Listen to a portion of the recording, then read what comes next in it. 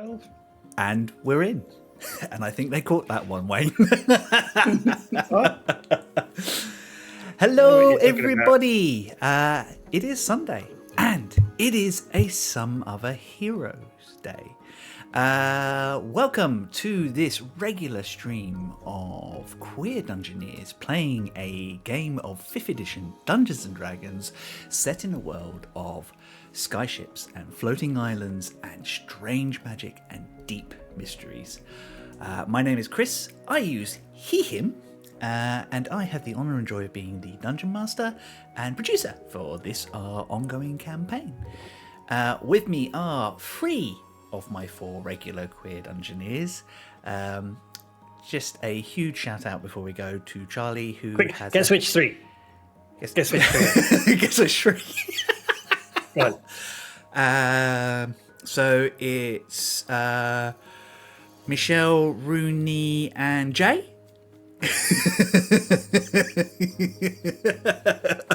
No. Wait, now I need to check. Wait, which 3 are here? Yeah. I made a note. Just a quick shout out, just to say that Charlie can't make it this week. She's had a small operation. She is fine, no problem. She's just recovering, but she thought it would be safer than coming in still slightly dopey around the edges. So we hope that she finally removed that tail. We hope that she's having a nice recovery, and we miss her terribly, and we will keep you updated. She'll be back with us. I'm hoping she's going to join the chat and she's going to be completely off her face on morphine or something.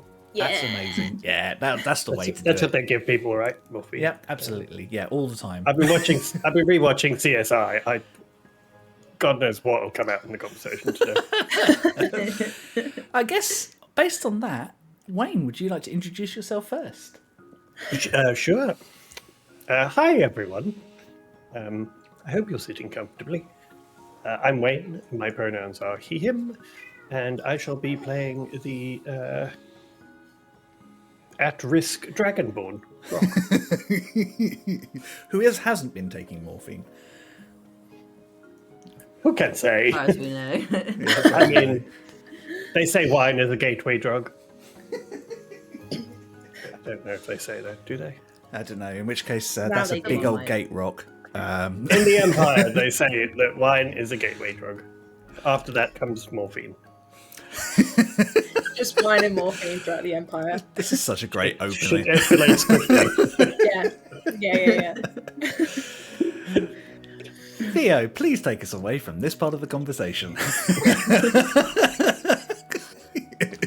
Hello, I am Theo. I use they, them pronouns, and I will be playing Eugene Appleby Silman. I don't know. The half-elf wizard. Oh, so we've decided now, have we? Are we double barreling? Double barrel? I don't know. Yeah. Have we told the Appleby part of that double barrel that we're doing that yet? No. We'll run away from that particular problem when we need to. Yeah. Michelle. Yes, hello.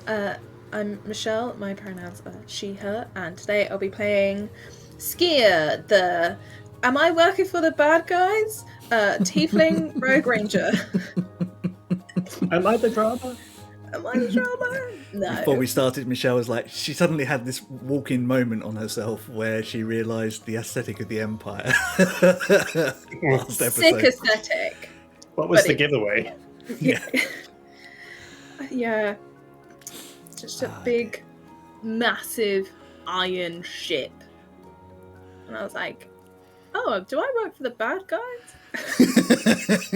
Oh. We're basically the Fire Nation. Basically. Yeah. I could be Zuko, though. Right? I'll be the uncle, except without tea, but with wine. Perfect. Perfect. Yes. I mean, they never proved what was in that tea. Before we start, we have some shout-outs we need to do. A little bit of admin before we dive into finding out if they are the bad guys. First off, we'd like to shout out our wonderful mods, Hedgehawk UK and Bespectacled Man. They are in the chat to keep it safe, keep the cats out, apparently, from under my feet, and stopping any bots or people being nasty.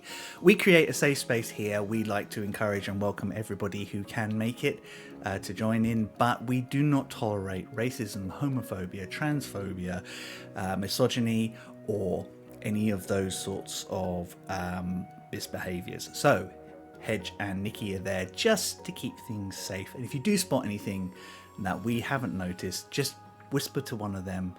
They will attack it with absolutely huge band hammers. She's gone to tell Wayne I almost trod on her. Did he stand on you? I didn't. Quick, tell Nikki and Hedge. Chris, she's reporting you to the mods. She is reporting me to the mods. Our second shout out is for friends around the internet, games that you might enjoy and shows that you might want to engage with. And we're going to start because Dal is still awake and with us and was streaming earlier. We're going to shout out the wonderful Forest of Lore. Forest of Lore are a variety TTRPG stream coming out of Australia. Dal and Lane join us on a regular basis. They're creating wonderful content. They have a shared homebrew world that they're building together and inviting along other creatives and to join in. They're fun. They're wonderful people. We love sharing this space with them and we encourage you to do the same. And we always appreciate seeing you lovely people. This, particularly since it is crazy o'clock for you guys. Second shout out is for Dice and a Slice. Dice and a Slice is the only D&D podcast powered by baked goods. Join Josh, Alicia, Tom and Jazz as they continue a nautical adventure through the wonderful homebrew world of Josh's imagination. I was doing really well there, just slipped on that one. They're in the middle of a prison break story arc at the moment, which is incredibly fun and incredibly interesting, and I really do think it's a great place to jump into if you haven't done so already. It's totally going fine. It's not going to go sideways. Absolutely brilliant planning. They're going to be great. We love them and we wish them things always go to plan in these games, right? Absolutely, yeah. As long as you plan, it's fine. The plan never fails. Yeah, Never. There's no arbitrary role system that could ruin that at any point in time.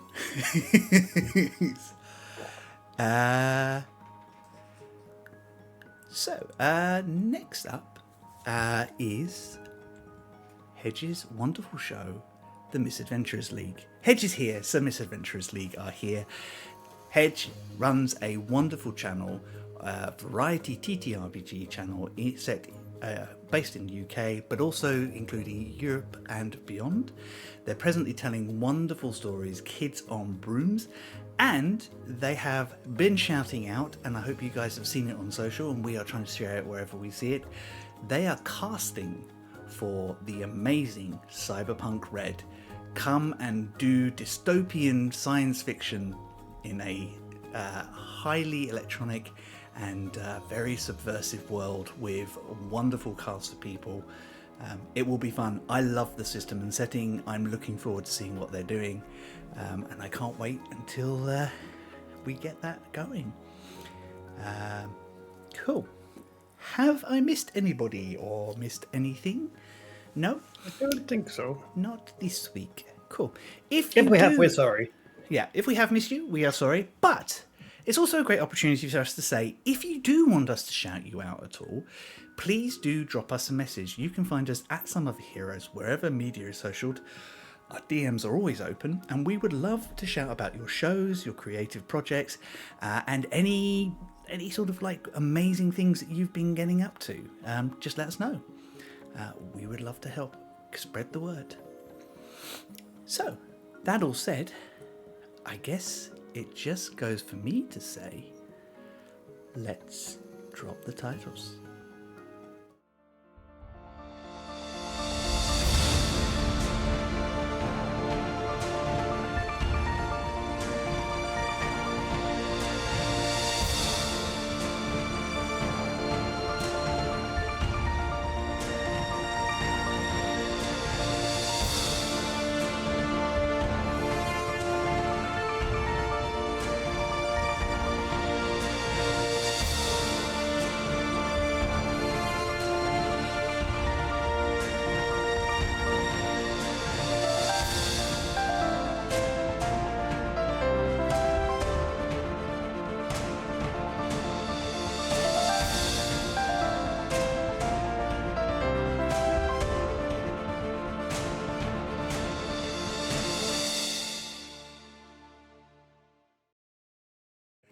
And we're back. Which just Hi. leaves me to say, previously on Some Other Heroes. That loaded quicker this week, didn't it? Curses. Our four friends have returned to Cloud's Cairn and are taking a moment to breathe and plan their next actions. They have successfully found and reprogrammed 2 of the Sky Shield's temples, bringing a degree of safety to the threat that looms over the scattered lands. Some breathing, some spying, as Skia tried to work out whether she could trust these people that the Chosen have brought into their life. Some mild flirting, some lovely, warm, intimate moments as Eugene and Gree managed to catch up and chat. Some horrific news as we realised that Eugene's sister Evelyn now has a Meragon disguised in her bakery. And through it all, a sense of peace and calm. Well, as calm as that house ever gets. Aisling reconnected with Alabas and was able to have a full conversation through an intermediary, her home-based familiar Clementine, created for her by Eugene. Did you just call him a homeboy familiar? No, homeboy familiar. This is going so well today. See? No, Pocket's the homeboy family. He is. Yeah. Totally. That's true. Pocket's the OG. He is the OG. Clementine may be able to talk in the voice of a demon, but we all know who the real MVP is. It's always Pocket.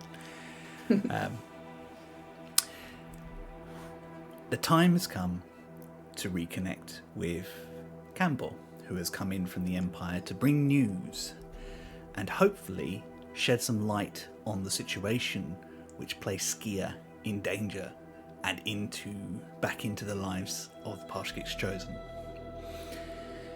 You have gone on a very roundabout tour of the city and met some of its more colourful characters, and acknowledged some of Parshkik Chosen's allies as well, and found yourself at the docks. Before you looms the giant metal frigate from the Empire. Dark grey metal, dull against the bright colours of the rest of the walkway.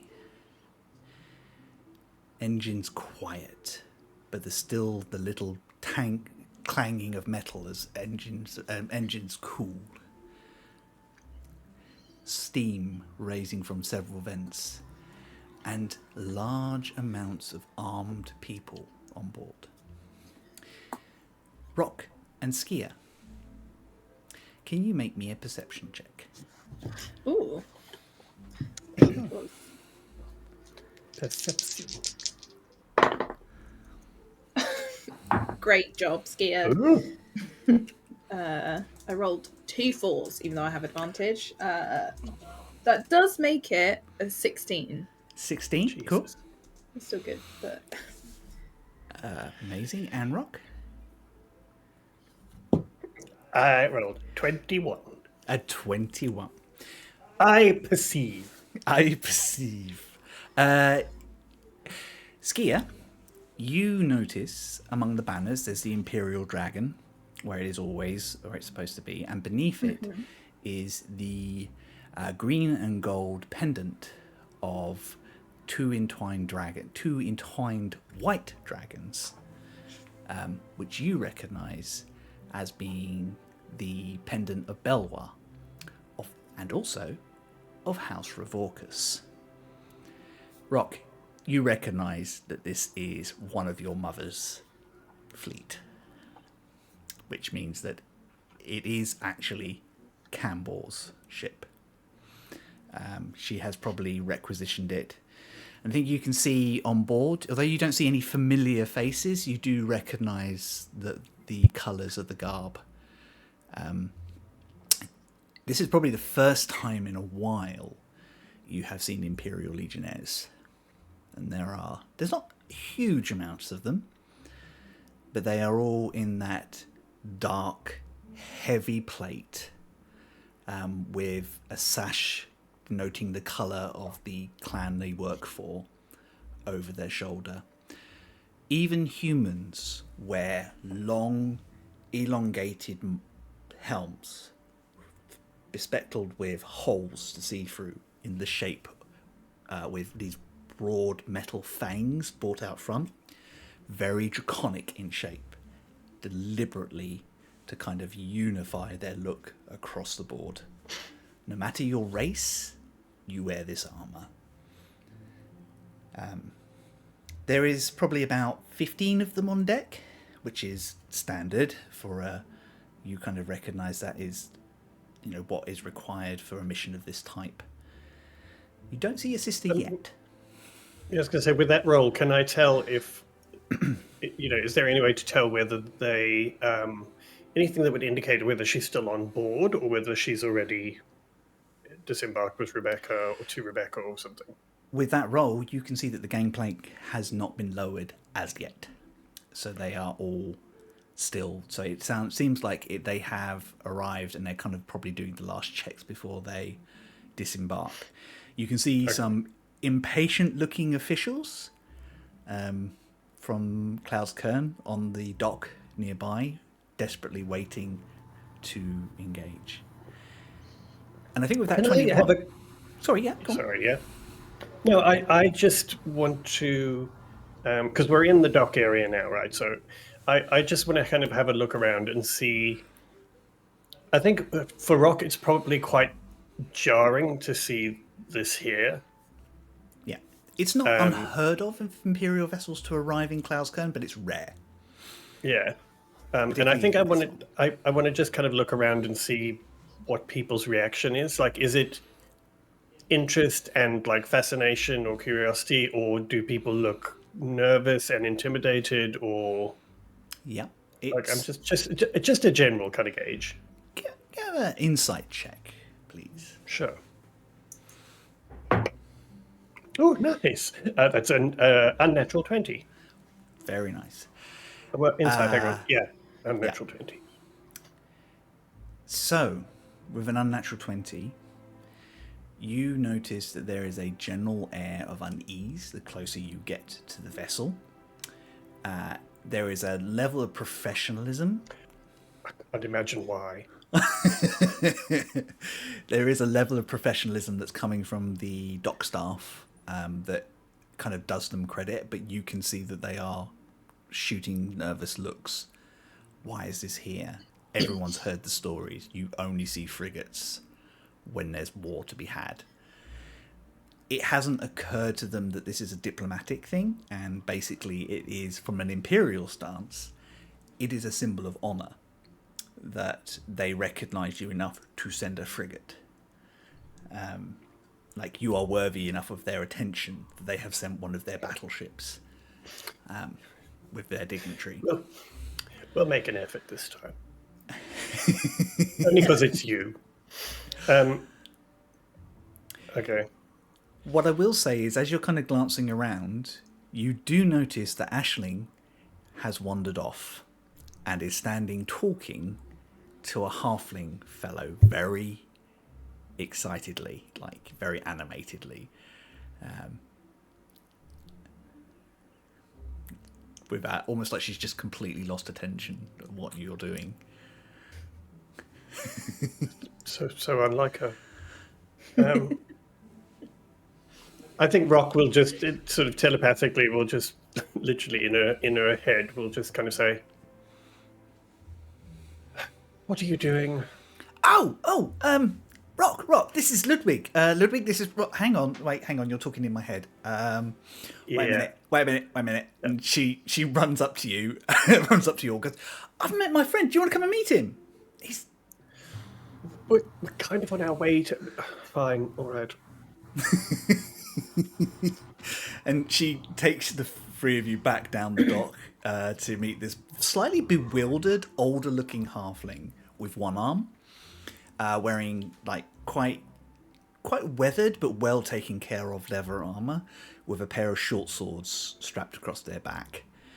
And as they come close, they go, "Oh, Aisling, I mean, hello there. I don't think I've met any of you."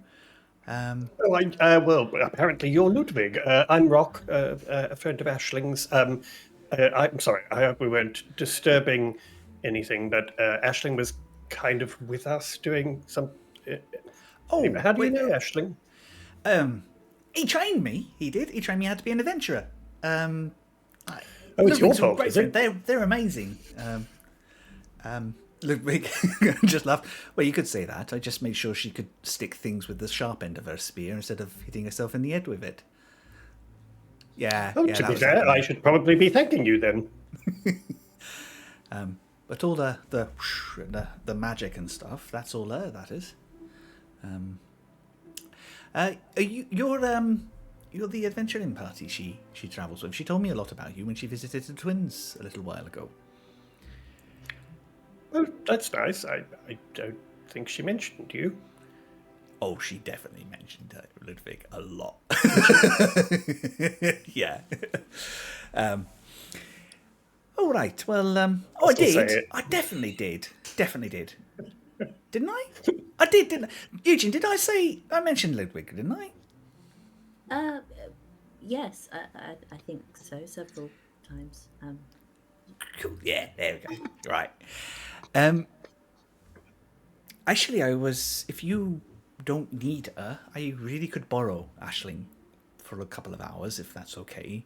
I've actually come in to report that stuff about the murders on Ladywell Farms. Well, I mean, we're going to... I mean... Well, I suppose, you can meet us later with Campbell. Oh, right, yeah. Yeah, of course I will. I'll Yes, you remember Campbell, the one we're yeah. coming down to see. You're coming back to the mansion, right? Well, I would imagine so, yes. Cool. Mate, I can show Campbell Clementine again. Like, she's got bigger. Oh, and you can do that nice I'm sure channeling she'll trick. She'd love that. All right, well, yeah, I'll see you later. I will. I'll make sure she's fine. We're going to go and see Commander Tirai. Oh, do tell them we said hi. Yeah. Well, she just gives you all a quick hug and. I'm just going to say to Ludwig, try and keep her away from metal ladders. Okay. Okay.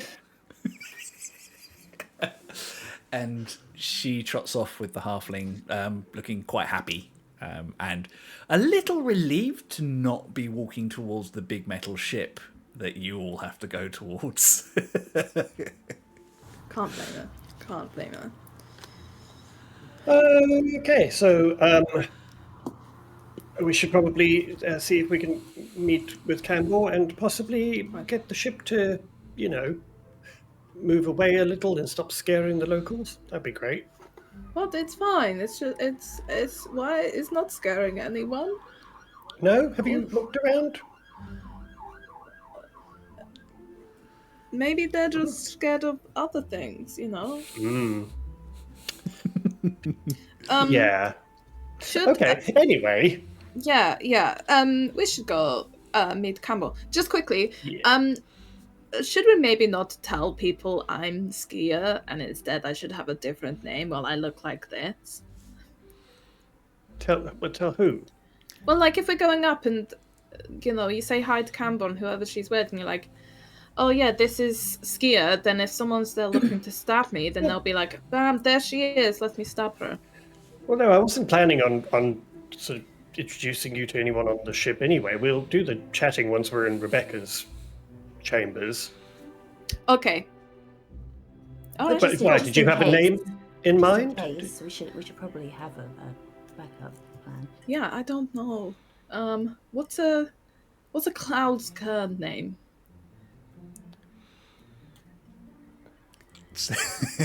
Evelyn? Jeffrey. Jeffrey. I don't. Jeffrey. I'm- I... I don't know many. Yeah, do I Jeffreys in look like a Cloudstone. Jeffrey? I mean, right I now. mean, she looks I'm like- happy to go with it if it feels right. What kind of? I didn't actually get to do this last week. I know that you disguised yourself as a half elf, a Yes. half elf version of Skier. Yeah. What type of elf did you choose? Ooh. Good question. I think maybe shadow elf. Nice. So Yeah. you have like a darker sort of greyish complexion, maybe even a lavender sort of colour, slightly. Yeah, Not- yeah. I think that someone slid the pink hue just over a touch to like purple. not quite as kind of wonderfully vibrant as Eugene's colour, kind of like a paler version. Oh yeah, it's like the saturation is way down as well. But also, yeah. Oh, you call me Harry. Is that Harry? Sure. That's like a Why normal not? name. There are people here from all over the place. I'm sure it won't be a problem unless it's something you plan to use long term and we need to, start changing official documents and stuff. So we'll just go with Harry. Yeah. Oh, we can keep working. If you've got any better ideas, Do you know what? We'll fall back on Harry should we need to, but I'm planning to just get Cambor off the ship and to Rebecca's place as quick as possible. Okay. So, yeah. It's fine. I just Yeah. won't say my name. Sure, unless asked, in which case say something, because otherwise, you know what? Let's just play it by ear. I'm sure it'll be fine. It'll all be fine. Yeah. It's fine. It's fine. Sorry, I'm just used to being given so many more instructions. It's fine. Well, think of this as your chance to, to improvise and take the lead rather than, Yeah, I can improvise. Jeffrey You Harry. could think of it as giving yourself instructions. Okay. Yeah. Or I- maybe Skier giving Jeffrey Harry instructions. Jeffrey Harry. Yeah, Harry Jeffreyson. Maybe you should go for something, just in case one of us sort of forgets. Maybe you should go for something that sort of starts the same way as Skier, like Skyman. Wow. Skyman? Skyman. Skylar. Skylar? Skylar. Skylar. That's a Okay. better Yeah. suggestion than mine. I kind of like Skylar Skymanson. Should I come back for you two? No. This is going to be so great and so fine. I'm just going to write this down here. Look on my notebook so people remember. Skymanson. And I don't need to pretend to be someone else, right? Why would you need to pretend to be someone else? I don't But know, you I'm could, it's panicking. fun. No, well, look, we don't. This is not a game. It's just. I think Rob's just going to turn away and walk towards the dock side where the ship is. Eugene just turns to Skier and was like, "That was a no, right? That I don't have to." I'm not sure, but if you can take Henry Jeffreyson if you want. Right, that's a good plan B, just in Yeah. case. Yeah. Okay. Just Henry should- and we should Skylar. Oh wait, follow he's him, running right. away. Rock starts stomping down the the edge of the port to where the landing is.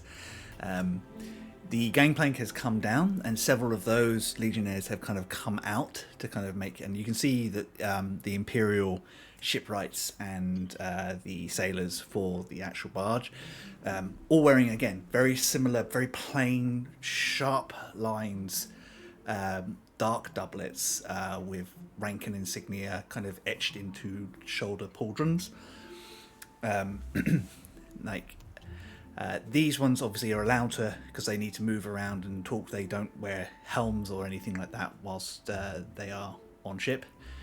But they are deferring around the legionnaires, who all stand to attention. Very quiet. Before we get to them, I think Rock, because I just had a thought.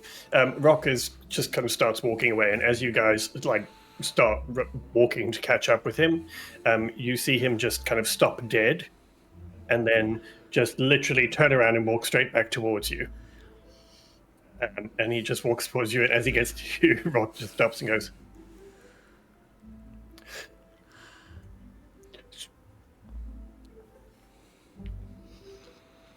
"Should they know I'm here? I mean, Cambor knows I'm here, but there are other people from the Empire. I mean, I know the people who try to kill me know where I am, but I..." Okay, you have to be Harry Jefferson. Yeah, you can be Harry. Okay, no, I'm not being whatever that name was. But right, I do, it's probably not a great idea. Make me a simple history check, all of you. Oh god, we're panicking so much already. I know. Even got to the ship yet. I love this. 2. I remember nothing. Remember nothing. Oh my god. And I rolled a 7. Okay. Oh, no, wait. Hang on, history. But 9. I rolled a 9. Uncharacteristically, I rolled a natural 1. No! For a total of 11.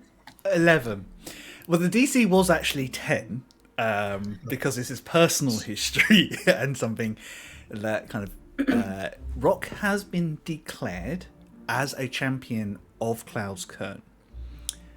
There was a big public party about it. So it is already known in the Empire that he resides in Cloud's Cairne.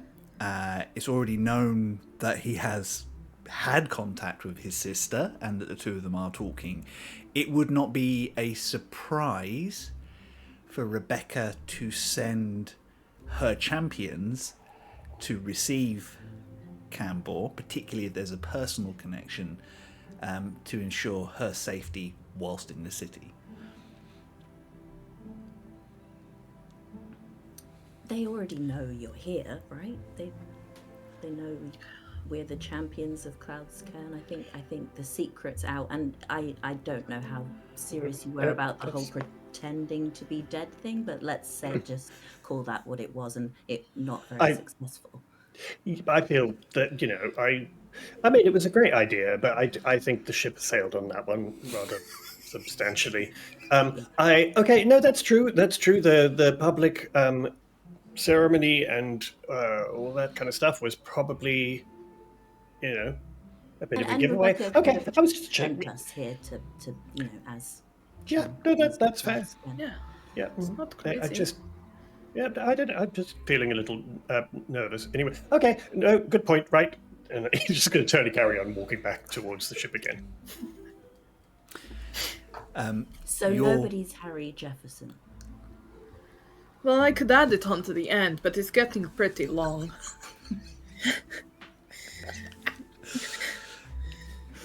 Harry Jefferson At higher levels, can I use Mind Spike on 2 people? No, but if you want to sub into Sorcerer later, we can talk about Twin Spell. You guys start making your thought. And I think with all the little sort of quiet conversations and things, people are working around you generally, but you've kind of had a good couple of minutes to kind of breathe and center yourselves and prepare yourselves. As you do, you notice 4 people actually, walk down the gangplank onto the actual port side. One of them is a beautiful, white-scaled, green-eyed dragonborn in a red coat that you guys will recognize instantly as Cambor. With her are 2 personal house guards in the same Legionnaire's armor, but decorated with more green than the rest. And a tall, very muscular-looking woman in a ship's outfit, in a fitted official, naval outfit, who is arguing with Cambor as the 2 of them come down. And I think you get as you get closer, you hear Cambor say, "Dear Captain, with all due respect, this is not my first visit to Cloud's Cairn. Rebecca is sending her champions to receive me. I am taking 2 of my house guards, as per your request. I do not want, and I do not need, the whole unit to come with me. They are better suited to protecting the ship and the goods we have bought, until such time as I can continue and finish my negotiations with Rebecca. I know you are concerned for my safety, and I thank you for that." The big woman goes, "I am deeply troubled by this. I feel like this is a problem. You have to trust me more. You are my safety, and if your mother finds you are taking this risk, I shall deal with the matron. You do your job, Captain." Do I make myself clear? And you can see the captain sigh and kind of deflate slightly. You've seen these sorts of fights with Cambor before, all of you. When she digs her heels in, that's all you can do. Fine, but I'm glad you have at least agreed to take 2 of your house guards, and they will be sufficient. I will have Parshkix chosen with me. Now, please see to the rest of the unloading, and I shall send message as soon as we can start with the transference. Yes, my lady. And Susan, thank you. I do appreciate your concern. You see the woman kind of like sharply salute in an imperial fashion, which is, as I think we haven't sort of engaged with, it's like snapped heels, fist to chest. And then she turns on her heel and strides back onto the boat, shouting at some of the sailors who weren't fast enough to scurry away from the gossip. Could we be close enough to insight check that is all surface level exactly what it was, which is someone who is like, if you get hurt, that's my head, or if there was something deeper to it? Yeah, go for it.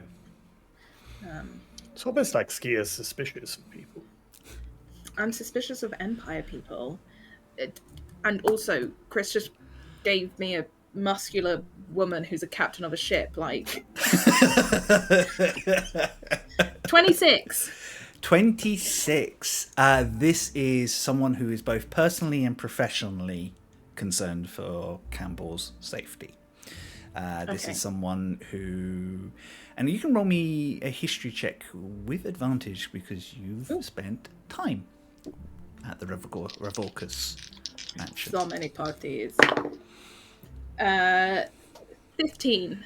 15. This is Susan Hiermar. She is captain of the matriarch's personal ship, and she is a childhood friend of Cambor's and of Delilah's, though not of Rock's. She came after Rock's disappearance. Ooh. sorry, she's head of the. She was assigned as like Cambor's personal assistant, a personal ship for her small vessel, and then as she got more recognition in the Empire, she was taken by Campbell's mother into her inner circle, and now she's all but in name an admiral of the Ravorkas' fleet. So she's their chief captain. So anything ship related, she gets final say on, unless someone in the family says otherwise. Cool. I think seeing her Skier is just gonna like make sure she doesn't like catch her eye. Not that she thinks she would recognize her in her disguise, but it's just like, okay, she's seen me before. I'm just gonna. A quiet moment where Rock and Eugene kind of glance to the side and Skier's gone again.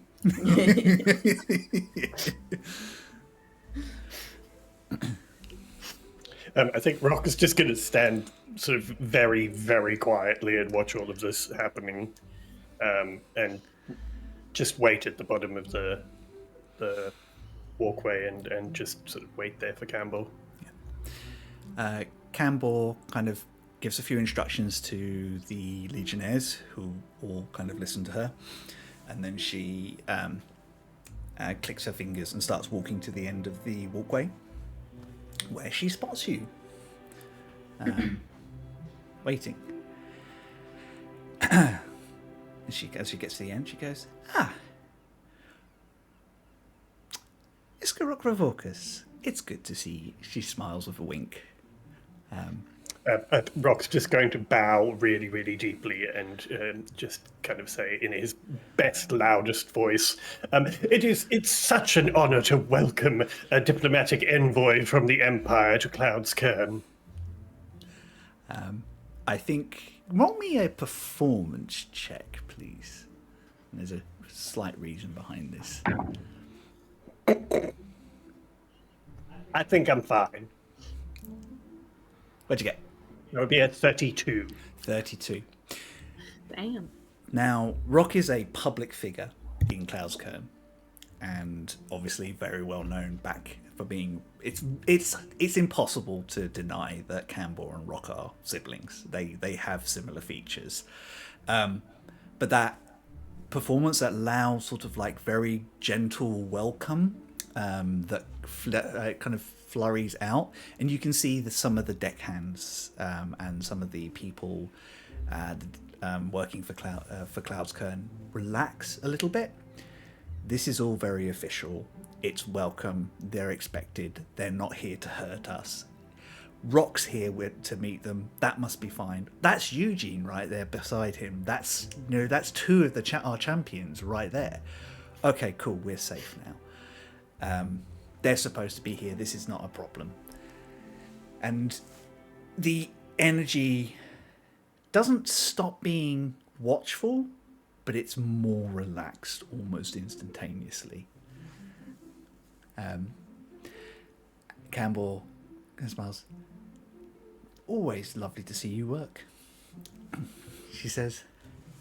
I do what I can. Right, shall we escort you to the...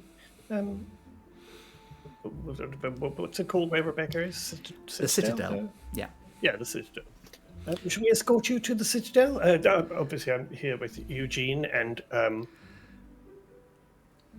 Skylar, our friend. Aisling will be joining us later. She's currently on some other adventuring business. I will look forward to catching up with Aisling later. And I don't think I've met Skylar yet. No, but we can talk later. Let's go. And I'm just going to grab her by the arm. And the two Legionnaires kind of flank in behind, and you start making your way in woods towards Hightown and the Citadel. Skia. Yeah, can Skier's gonna she'll let these guys know that she's just gonna hang back and almost tail them to make sure no one's tailing them. Yep. just because while she's in this disguise, she may as well, and she wants to be seen as little as possible with them, so people don't put two and two together too quickly. Yeah. But yeah. Yeah, I think if we know that, like as soon as we have that idea, I think Rock will make sure that, you know, he just takes Campbell and walks ahead with the guards and just makes it, you know, not a spectacle, but makes sure that they're noticed moving, so that if Skier slips back, nobody really notices that one of the party's gone. Amazing, thanks. You make your way through down towards Merchant's Favour to start with, to get towards Hightown. Yeah, I think Rock will take the quickest route to Rebecca's. Yeah. There's not going to be much direct. sightseeing on this one. With two Imperial soldiers on your heels, people just kind of seem to melt away. There's a lot of gossip and conversation as you go. Skier, make me a perception... Sorry. Either a perception or an investigation check, your choice. Oh, okay, thank you. I'm going to do perception. Right, well, the first one wasn't that one, so let's roll that again. 22! 22! 22. As you get to one of the bridges that crosses Merchant's Favour and puts you in a good position to go up towards the Citadel, you notice a powerful looking gold dragonborn pushing her way up the street, like at speed, trying not to hurt anybody, but trying to get around what's quite a crowded area. As she gets closer, she starts shouting, "My Lord Ravorkas! My Lord Ravorkas!" And is desperately trying to get to your party. Can I insight check? Ski's like, if this is a trap, I want to stop it. If this is like someone who genuinely needs help, then stop yelling.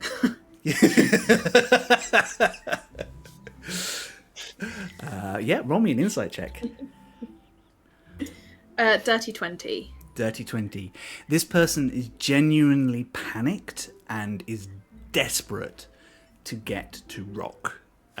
They are very focused, and they have a hand on the weapon, like they're going to attack something. There's a sense that they sense there's danger happening at the moment. Can I get to them like quicker than? Yes, because you've hung back a Yeah, little how bit. far away from us are they? They're probably about 50 to 60 feet away, and I think it's that point where Eugene and Rock, you can hear them calling out at this point. Skier, you're about halfway back, I think, so you're only about 30 feet away. So then I think Ski is just gonna, like, as she's trying to make her way through, it's just gonna make sure she is someone who is in her way. So when she gets to her, she's just gonna be like, "What is this? What's wrong? Tell me quickly." Who are you? Get your hands off me! Are you with them? Yes, just tell what's wrong. Stop making a scene. Do you introduce yourself as who you are, or?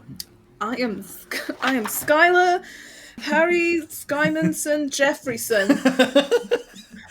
I have no idea who you are, and you are in my way. If you, I'm trying Lord to help Ravorkas you. is in danger. From who and from what? I am protecting him. There is an assassin in the city, and they are trying to get to Lord Ravorkas. Okay. Who are you? Right, come with me. Right, shush. And I'm just gonna like lead her through. And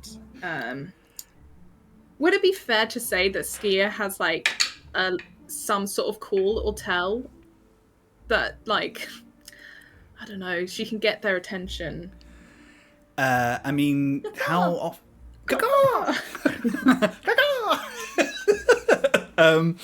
It depends on whether, with this all happening, whether Rock tries to reach out with his mind to reconnect you all.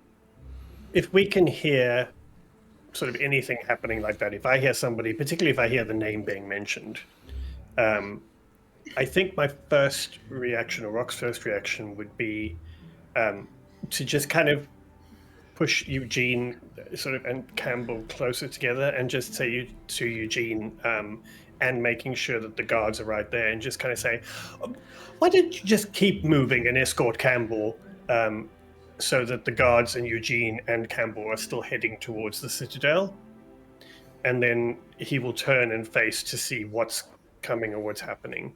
And if I can see Skylar, I would telepathically kind of say, okay, what the hell's going on? This woman is much bigger and much stronger than you are, Skia. This close, though, you do notice that although she's got a weapon on her, her vestments, under her armour, is vestments. She is a member of the Church of the Dragon. Okay. She worships the Eastern Dragon. Is that a good thing? Kind Bad thing. of. It's kind of historically, you like a few months ago, you'd have said, "Oh, great, they're really lovely people. Yeah. Like we can trust them." Until you saw the head of their church sitting on the imperial throne, acting like he owned the place. Yeah. I think that's going through Skia's head. It's like, you could be innocent in all this and still be a good person, but also the head of this is that. Okay, I can take her out, but not physically. Okay.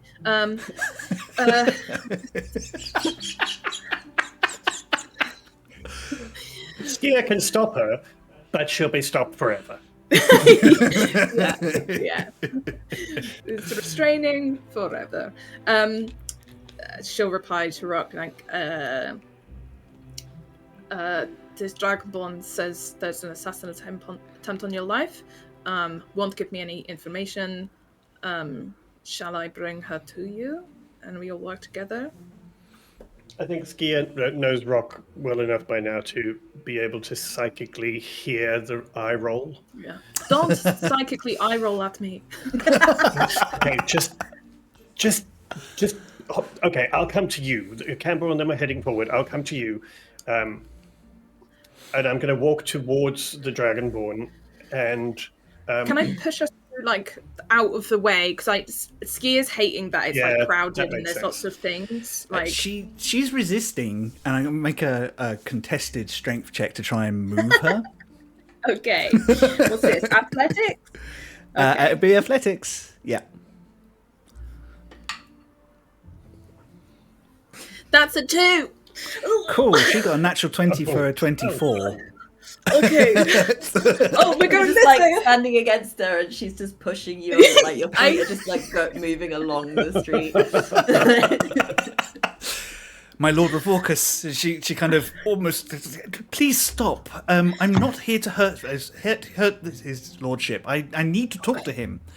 Okay. I'm going to put my hand up, like literally a proper sort of power move, just like right as she's talking, and in her head I'm literally just going to say, there are a lot of people here who could do a lot of damage, so calm down.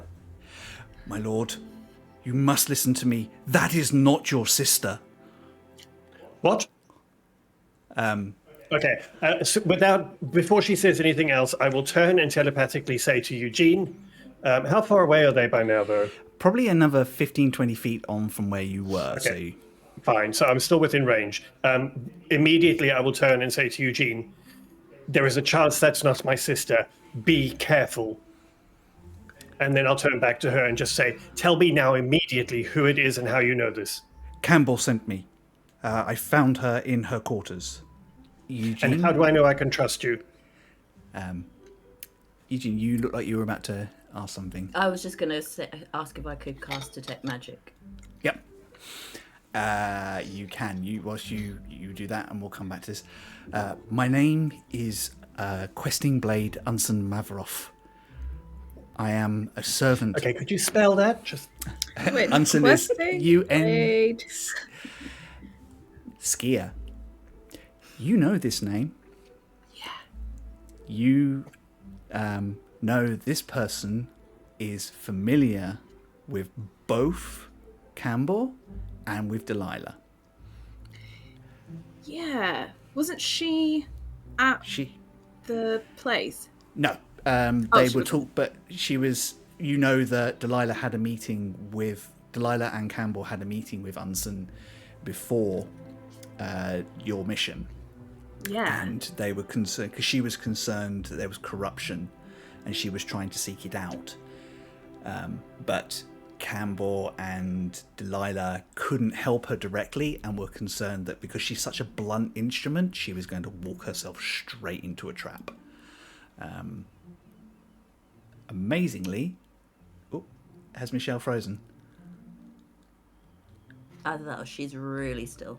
She's very still. She's very good at being still. And I'm never playing statues with her. Sorry. My internet dropped. No, it's fine. That's all good. Did you hear all that? She was. Yes, they were worried she was going to get herself killed because she was so she's so honest that she's not good at playing the game. Okay, then as soon as Skier didn't hear her name though, or was Unsen, she said it to because she said it out loud. Said it out loud. Yeah. Then without a beat, she'll just turn to Rock and say, "We can trust her." Okay. Can't push her, but we can trust her.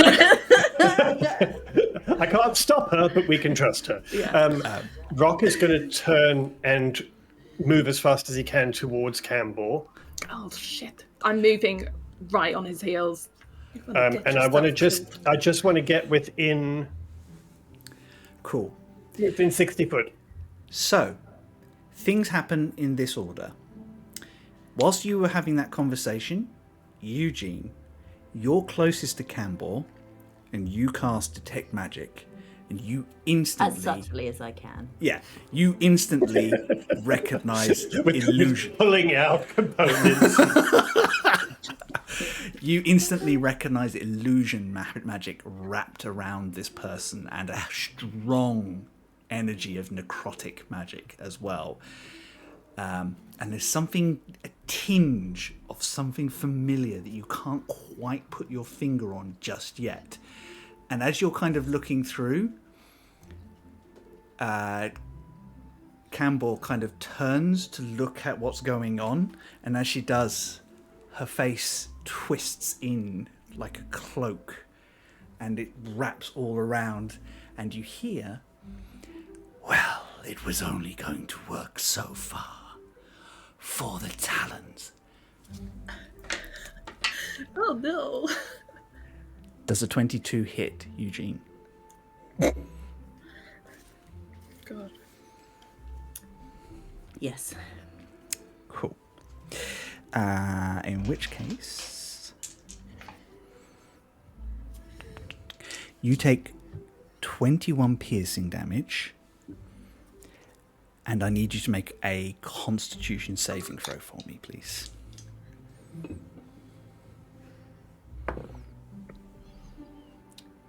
Ooh, 17.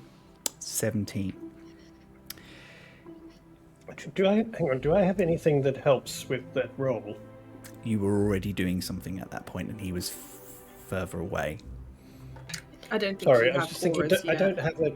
No, I don't have anything. You're up too to far away. You don't quite have that paladin ability yet, and you were too far away because he's more than 10 foot away. Your Constitution drops by 2.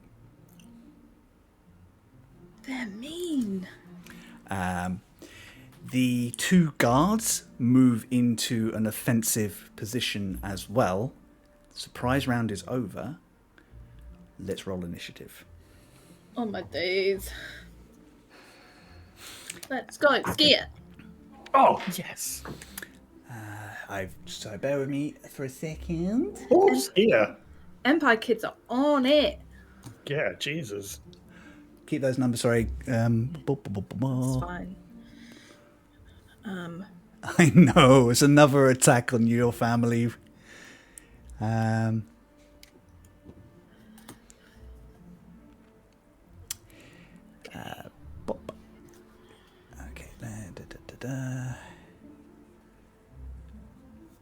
cool, so that is the creature. You should be able to see that. Let me just jump over to the map.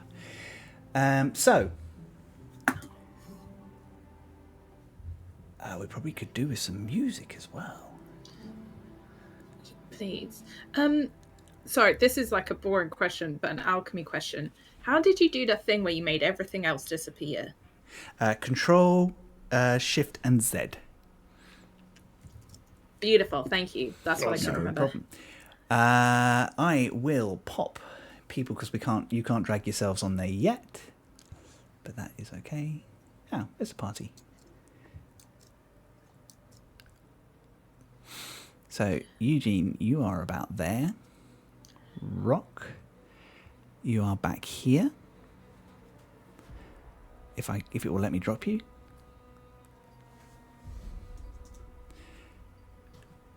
Ah, for goodness sake. Okay, I dropped you there. And could you guys see me dancing around with that one? No. I think. Did you just scare yourself? Oh. Toothless playing with things that she shouldn't be. Mhm. And it fell down. And we will just reveal.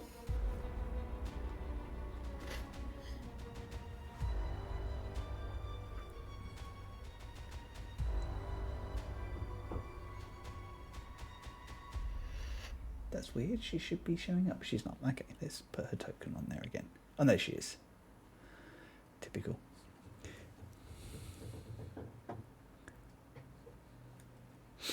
Cool. So, Skier, you are up here with Unsen. Rock, Okay. you are about here. And we will have these two show up as well. So these two are presently between Eugene and... Cool. Let me just zoom in. So, I pre-rolled. Some of them rolled badly. Some of them rolled well. Skier, what did you get? 27. Amazing. Eugene? I got a respectable 14. 14. Rock? I got a 24. A 24. Alright, guys. I rolled a natural 20 on my initiative. Hey, that's awesome. And we just need to get Unsen. She's not fast. Could someone roll a d20 and -1? She's big, she's tanky, she's not very fast. Oh, I rolled another natural 20. Awesome, that's really good. So, Blimey. Nice dice. Play nice. Don't use them all up. Thanks. So, order goes Skier, Rock, Unsen, this creature, Eugene, then the two guards, who now you're looking at them more closely and this illusion has dropped. They are still wearing Imperial armor, but wisps of shadow are coming off of them. And just beneath there, you can make their flesh seem sunken and grey. Nice. Skier, you definitely heard her say, "For the talons," as she stabbed dead. Eugene. She's so dead. Okay. Cool.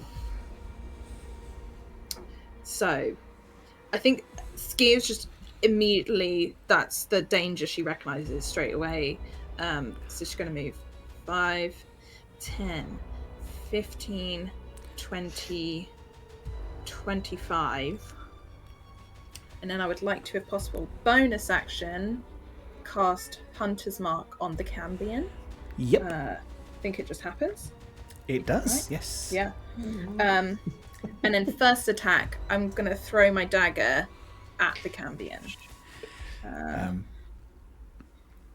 Amazing. My dagger of recall. Dagger of recall. Yep. You remember one of your Yikwa also recalls as well, if that's a better weapon for you. It does, but You want to bamf. Yeah, I want to bamf. Okay, it doesn't hit, so I recall it back. What did you Or I roll? don't think- 11. Yeah, I'm afraid not. Not No. in this particular instance. That's fine. That's fine. Let's go again. Does an 18 hit? 18 does not hit. It's kind of this. You think that you're kind of like you've got her. This is a good angle, and you're pretty sure that was a good throw. But there's all these rags whipping around this form, and you can see these arms coming in and out in random places, and it goes through cloth. So you hit, but you didn't hit anything vital. Ooh. Okay. Third attack. However, if you want it to clatter behind her, you can still use the Banff action. Can I do that? That would be Yes. great. Thank you. Yeah, so I think as a dodge there, it's just like, whoop. And then final Surprise! attack. She bams to it, lands on the dagger, but whips out her Yikula to like stab at it. Yeah. I don't like these digital dice. These digital dice suck. But I do Where have are your advantage dice? because Eugene. I'm gonna roll my real dice. Yeah, you get advantage because Eugene is flanking for the first Yeah. for one attack. So basically, That's better. And 21 to hit. 21 will hit. You kind of see like an opening, and as this kind of gathering of cloth and arms kind of break up, and you see a form below, and you know where to hit for a second. Okay. I'm just checking my stuff.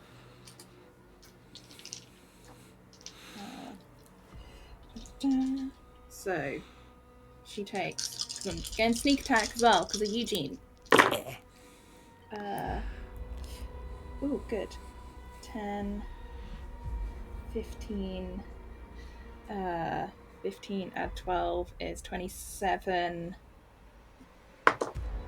Oh, add another 6, so 33 points of damage. 33 damage. You hear this thing shriek, and there's multiple voices coming out of it. This thing has almost like a crescendo of different voices. How dare you!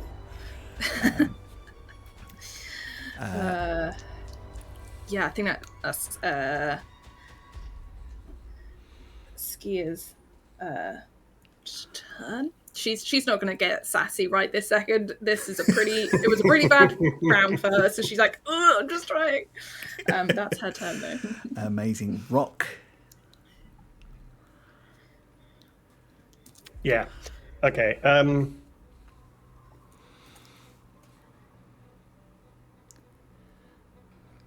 So Rock is going to.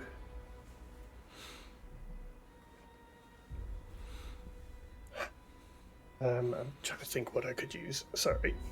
No, it's fine. Take a breath.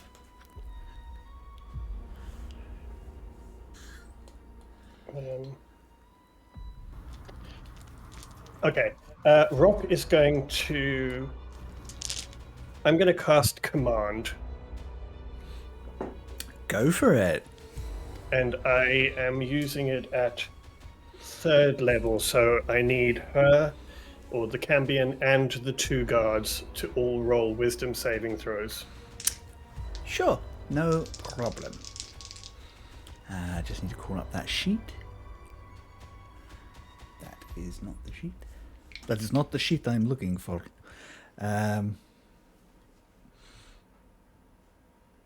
Cool. So we'll do what they're called Shadow Steel Ghouls. So you know what they're called. Wisdom saving throw, yeah? Okay, so they rolled. Yeah. Highest number they rolled, because Chris is back in the DM seat. 6. Okay, here's a question for you, though. Are they undead? They are. It has no effect on undead. But you did not know that when you cast it. But as soon as you feel that magic hit them, you recognise they are undead. The Cambion as well? The Cambion is a fiend and rolls a wisdom save of 18. Beats. Bollocks. Okay. Yeah, that's it. Okay, so that's my action. Yep. For my bonus action, I'm going to use my dancing rapier. Cool. I still don't have a token sorted out for that. That's fine. I'm going to throw the rapier out, and I'm going to have it attack the Cambion immediately, so it will fly directly at them. Cool. Make an attack, please.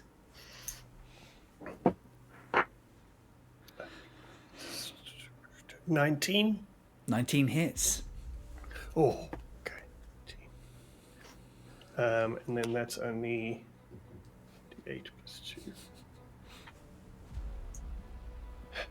2.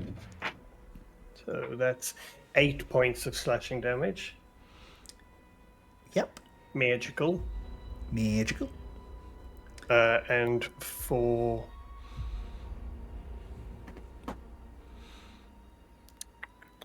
my movement,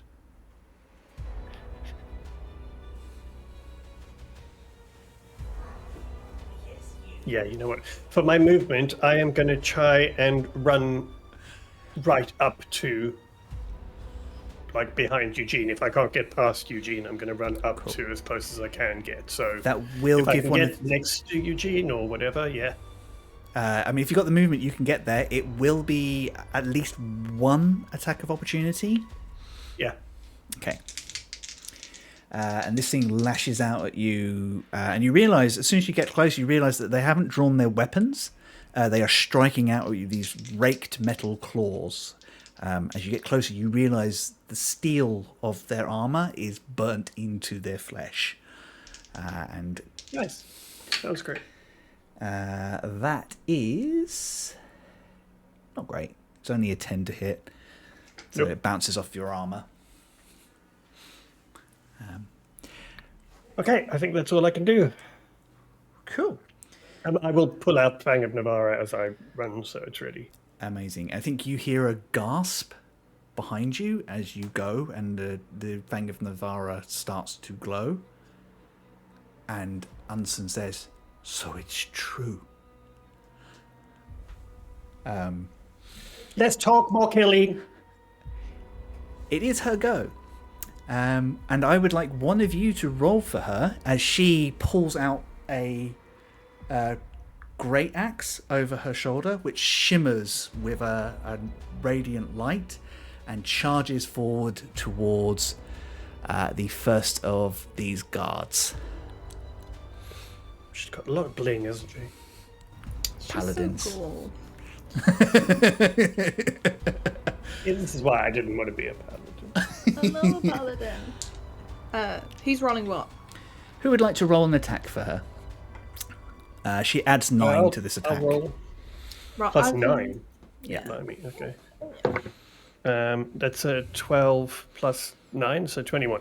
21. Cool. In which case, I will just roll her damage.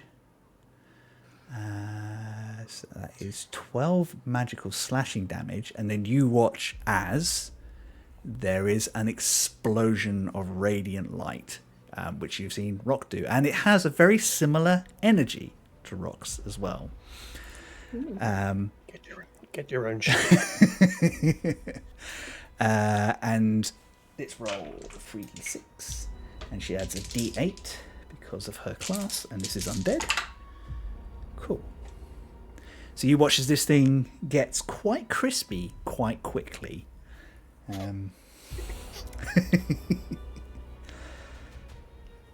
As she does, in total, 35 damage. Nice. Wow. Oh, yeah. But that's all she can do at the moment. Actually, no. Let's see if she's got bonus actions. No, unfortunately not. Oh, actually, no. She points a finger at the strange creature in front of Skia and says, "Your fight is with me," and casts Compel Duel. Ooh. Who did she say that at? Cambion. Cambion. Oh, okay. I think not. Oh, we're in the middle of something here, Anson. I thought you understood. The Cambion just kind of like its head twists, and you see like a face under a cloak, and goes, "Wait your turn, zealot." And Yeah, there's a cure for stabbing this bitch. Eugene. Oh, was it me? I thought it was getting a turn before me. Oh no, you're right. It does have a turn. It turns. That face kind of appears under the other side. Like this fabric is completely disorientating as it moves, and it says, "Dirty, filthy dancer, thief, thief of joy, you shall be punished." Alright, come at me. It will make Someone's got issues. some attacks. Some attack! How many? It's going to make 2 attacks at Skier and 2 at Eugene. 2 at Skier are a 28 Yup. and a 23. Yup. Shit. Eugene, duck! Eugene, the dice giveth, the dice taketh away.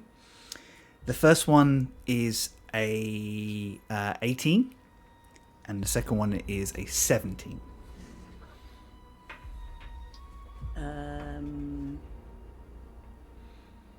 I will use my wings of protection. It's okay. Well, you can, but I can cast shield. Cast shield. For both attacks? Yeah, it lasts Okay, until the fine. beginning.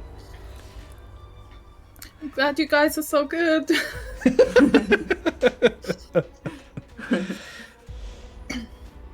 Cool. So, the first attack against Skier Yup. does 20 points of piercing damage as this dagger comes out of nowhere and launches itself into you. Second one, you'll like this one more. Not by much, but a little bit. Only does 11. Okay. And I need you could I- to... oh. Go on, sorry. I was You going to can- ask if I could uncanny dodge the first one just to take half damage. Yeah, of course you can. Yeah. Okay. In fact, you can't evade yet, can you? I don't think so. Oh, that's for spells anyway, isn't That's it? for spells. Yeah. No, Yeah. uncanny dodge take half the thing. Cool. You do, however, need to make another you need to make a Constitution saving throw. Okay, Please. cool. That con is not great. 16? It's not enough, I'm afraid. Okay. This dagger comes into you, and you recognise that it is tipped with some sort of mystical poison, and it kind of bounces around your system, upsetting your humours. Nothing humorous about this. 1, 2, 3, 4.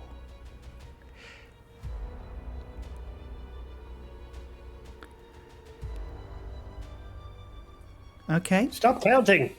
I am. You need to make another Constitution saving throw, please, as the poison enters your system, and you can make this at the beginning of each of your turns. Oh no. Okay. Con save. Yeah.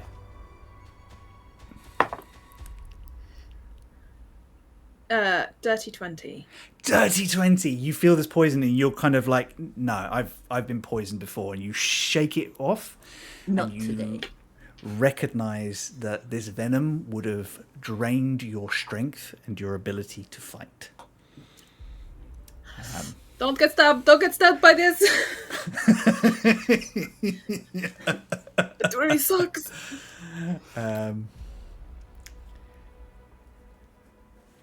And that will be its go. Now it is Eugene's go. Okay. I'm going to cast slow. So I need all three of them to make a wisdom save. Cool. Let's do the Cambion first. That is a 17. I don't think that's enough. Fails. Cool. And that, I don't think they're going to do much better, but we'll see. Cool. It's a natural 1 from the one that's fighting Unsen. And a 13 from the other one that is currently not engaged. Cool. So they all failed. They all failed. They all have -2 to AC and Dex saving throws and can't use reactions. Lovely. And on their turns, they can only use either an action or a bonus action, not both. And it can't make more than one melee or ranged attack during its turn. Perfect. Thank you very much. There is a shift under the... Sorry. Cambion's got 19. Is that enough? Because they've actually got advantage. My fault. I should have remembered. Yeah, 19 does. Sorry. Save. But both the ghouls are affected. I think you see the spell start to take hold on the Cambion, and then it kind of shrugs it off, and this face appears on the other side. Such a nuisance.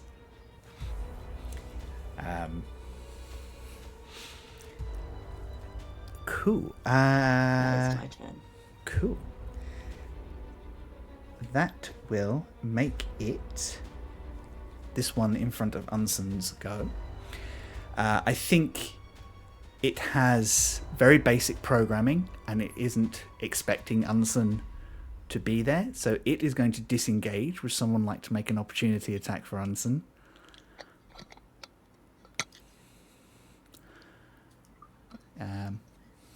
I'll roll it. Yeah, add 9 again. She's still using her great axe. It was an 18 on the die, so 26, 27? 27, nice. She slams into the back of this thing. Doesn't do quite as much damage because she's not ready to release a spell on it. But she still does. Ooh, that's nice. 15 damage. And that creature is starting to look incredibly rough. I mean, it's not the prettiest of things in the first place, but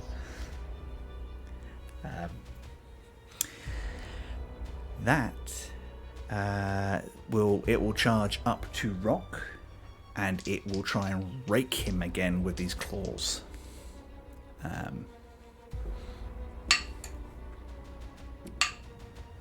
So the first one is a 17, and the second one is a 14. Cool. Nope. Again, off your armor. The other one can only make one attack. You are right. Thank you. Slowed. Sorry. So the other one will come and... Do they get to resist that at the end of their turn? Yeah, I was just going to say, at the end of the turn, they can make another whiz save.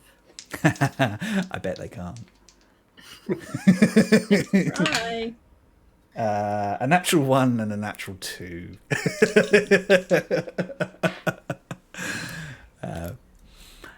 And that makes top of the round. Skier, your go. Thank you. Firstly, I'm just going to roll 2 con saves for concentration on Hunter's Mark. I need to beat a 10 on both of them. Hunter's Mark is gone. Okay, that's okay. But you can cast it again. I think spells, right? So I think she will do that. Bonus action, recast Hunter's Mark, Hunter's Mark, yeah. on this creature, and then 2 attacks on the Cambion. Ooh, that is a... Where is my equal word? A 25 on the first to hit. Will hit, yes. And a... Oh, I don't think that's going to hit. A 17, which I don't think hits. Does it hits at the... No, it doesn't, because they say... It's not slowed. That was a whole journey. Yeah. Okay. Is this different body? I'm not used to not having my horns. I'm off balance. Yeah. But it is still still doing sneak attack and the hunter's mark, so that is 6, 10, 15, 22, 25 points of damage. Nice. As she just she's looking for any kind of like a weak point amidst all the like moving cloak. She says, "I am no thief. The only thing I'm going to take is your life." Love it. Get a Jade. Yeah. Amazing. And anything else you want to do? I'm assuming you're going to stay where you are. It's Yeah. this I'm thing like, hits hard. yeah, it really sucks. And she's like, I'd rather it hit me than hit Rock because I'm trying to keep him safe, and Eugene because it hurts, and Eugene's a wizard. I'm fine. Rock. Yes. So I am going to attack using the Fang of Navarra. So that is a 20 to hit. 20 will hit. Is this on the Okay. ghoul, yeah? Yeah. This is on the Cambion. On the Cambion, Oh, can I get round to the Cambion? you would need to move. Yeah, that's fine. Yep, that's fine. You're going to take 2 attacks of opportunity. Admittedly, that's not exactly No, gone in they their can't favour. take reactions. You're quite right. Thank you very much. slow. Thank you. So I'm going to just Slow, move so to good. trying to look here. Yeah, and then I'm going to hit them with that, and I'm going to use a Divine Smite. A divine sight. Go for it. Yeah. So first of all, the damage for Fang of Navarra is. Hang on. 10 plus 6 is 16 points of magical slashing damage. 16? Yep. Sorry, I'm trying to see what the extra thing is. I think Yeah, and it's gonna use one of the charges, so it gives me Yeah. an additional D8 radiant damage, Yep. which is 8. Nice. And then I'm going to use my Divine Smite, which is 68. 68. You're going all the way So up. I'm going to roll that digitally, just because I can't add that much. Because otherwise we'll be here a little while. So 16 plus 8, that's 24 so far. So 22. That's a further 22. So a total of 40, And that's radiant damage. 46. Cool. Let me do the quick math.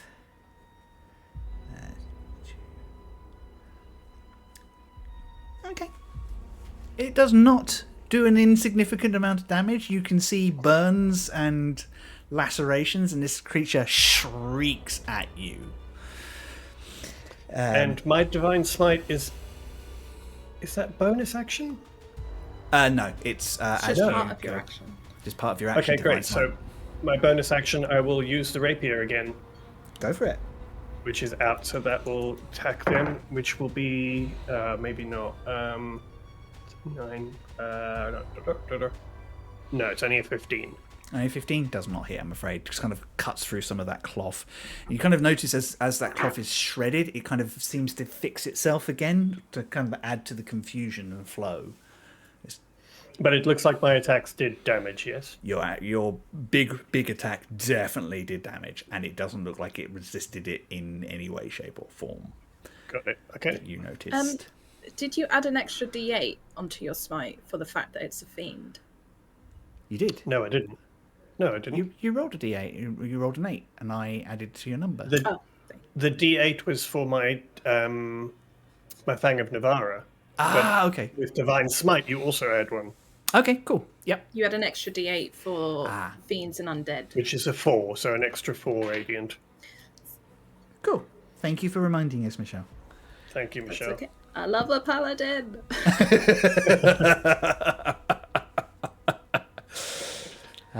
Dear. Cool.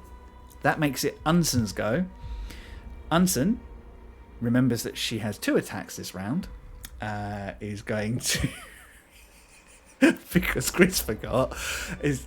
So would someone like to make an attack at each of the ghouls? I'll do one. 13. Plus her 8, plus her 9. That definitely hits. So she rolls, and she's going to normally just do a normal attack on this one. So it's 2d6. Sorry. Oh, 15. She takes down the one that she's been hammering on. Nice. And it she carves into it, and you see this thing melt away in ash and shadow, leaving this twisted metal on the floor. 17 was the other attack. 17 will also hit. Even though they're wearing plate mail, they are very slow. This one, I think she's going to smite on. Okay, that is 8, 13, and then 3d6 plus d8.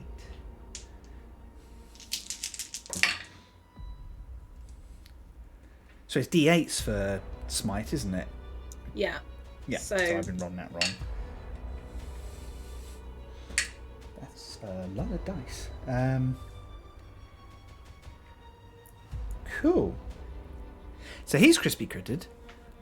hell yeah. As she rolls 12, 15, 20, 32, 40 points of damage. He's still standing, but he doesn't look well at all. I mean, as we said, they're not pretty anyway.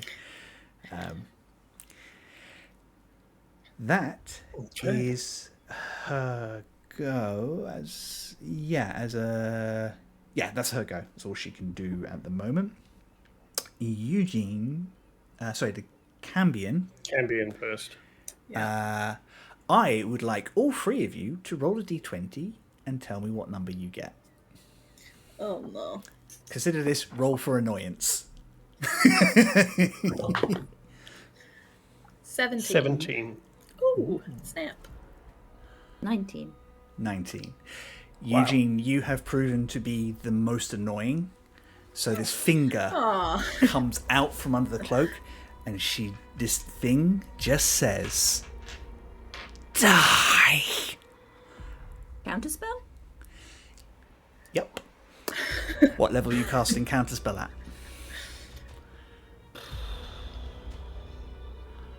I think he would probably cast it at, let's say, 4th level. 4th level? It's not quite enough. I will need you to roll for that one, I'm afraid. But I think you're fairly safe. Eugene said counterspell like that. Die! Counterspell! How about no? Or no. I rolled 19. 19 will beat it. So you kind of, and there's this hissing of voices and anger and rage as you recognize the spell Finger of Death.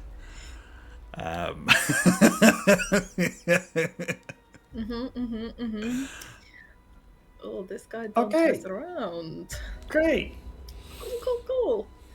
That's probably solidified my spot as the most annoying for another round as well. Yeah.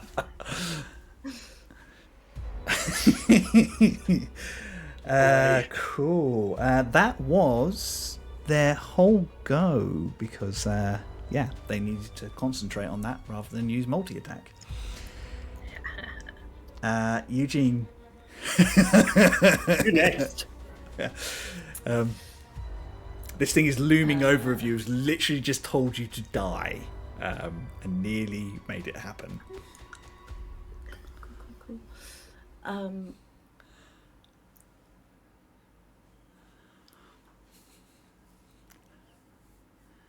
Sorry, just one second. Of course, I just changed the field on you again. What's my most annoying spell? Eugene's tank dream comes true. I can tank this. Yeah. I can keep their attention on me. Yeah, do I have Tasha's laughter? I'd love that. I know not I'm going this to Tasha. cast Arcane Hand. Okay. And Slap it. yeah, do I want to slap it or grapple it? Poke it in the eye. Push You it. can find it. Yeah, let's just punch it with a giant fist. Amazing. 25. 25 will definitely hit. Okay, just for 1 second. Sorry. Roll some damage. Cool. There's only one Shadow Ghoul left, so you're up next, Skier. Okay, I am ready. Ooh. After That's that, I some mean. good damage. 16. 28 damage. Ooh. 28 Wow. damage. Force damage, just FYI. Yeah. It's just kind of like this. I mean, you describe how your arcane hand looks and how this appears. I think like so a big purple kind of translucent glowing hand appears, and it's got like glowing gold runes and sigils on it, and then Bling. so the arcane the way arcane hand works is that like Eugene also has to do the action, so like Eugene will like pull back and like do a punching motion, and then it just gets punched by this giant glowing purple hand, and then the hand will stick around. Cool. So it's kind of like this cloth wraps around this hand for a moment, and you see all these hands and arms kind of trying to grapple their way off, and it pushes itself off, and you hear something popping and snapping inside.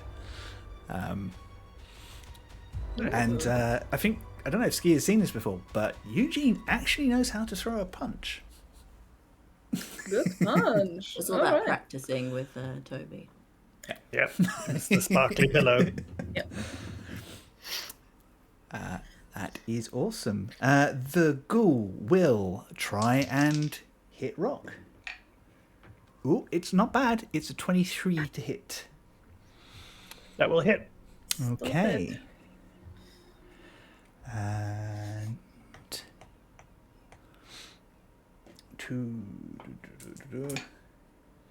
doing a total of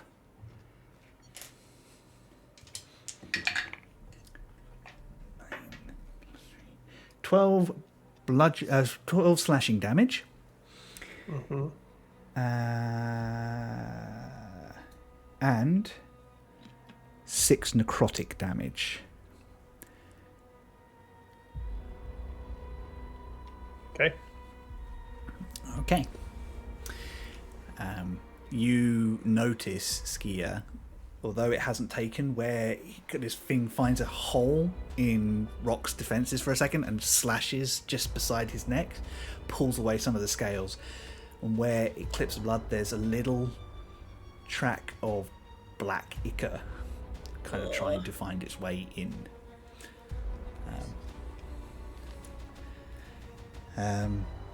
Skier, it is your go. Okay.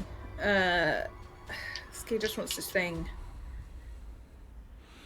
down, like it's hurting her friends. It's not nice. So, first attack is a 19. 19 will hit. Okay, beautiful. Second attack is cool. 2 4s. Skier's not been able to hit more than once, but it's fine. Are you But when taking she advantage does- on one of your attacks because you're flanking? Yeah, I rolled advantage, Okay, cool. and I rolled 2 4s. Yeah. Okay, cool. Yeah. My dice are going Did to you dice roll jail. 2 4s earlier when you rolled Yeah. with advantage? Yeah, that's why they're going to jail now. Yeah. Get them away. Separately, they've been rolling great, but I roll them together Yeah. in cahoots. Sibling Throw your rivalry. advantage one at a time. Yeah. Oh yeah, that's what I should do. Okay, 6, 10, 20 points of damage. 20 points of damage. 20 points of magical piercing, I believe. Amazing. Yes, it is. Magical piercing. As Ski's slashing into this, she's also. Can I use my bonus action to do insightful fighting? Of course you can. Even though I don't really need it, but I'm trying to be like, what is this? Because this is not like a person, but they're claiming to be a talent. So I'm just gonna roll insight. I love this, by the way. This is such a good use of a skill. Oh, thank you. 23. 23. Let's see what their deception does. Yeah. Because they are trying to hide what they are to a certain extent. They do not roll 23. Close, but no cigar. Okay. There is something in this creature's movements that is not one person, but multiple. Ooh, okay. Although they're all using the same types of weapon, and some of the styles are similar, each time one of those arms lashes out at one of you, it's slightly different. There are slightly different behaviors, almost like one of them leans too much into the right, one of them has a tendency to hold back the blade like too close, things like that. These are the sorts of things that you would normally recognize as being training matters or style differences between different people learning it. Some of them are overcompensating for not being strong. Some of them are basically relying on being more muscular. Yeah. And I think at that point you realize this is a stitched together something. Nice. Yeah. I think Ski is thinking like someone's found long dead talons and here you go.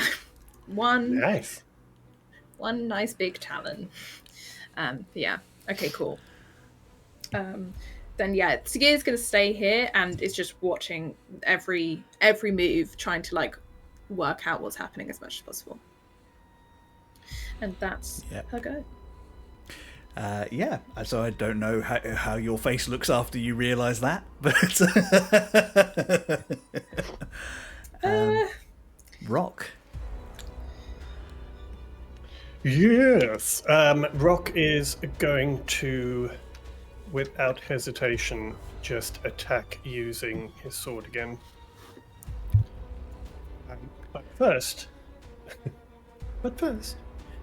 he is going to cast.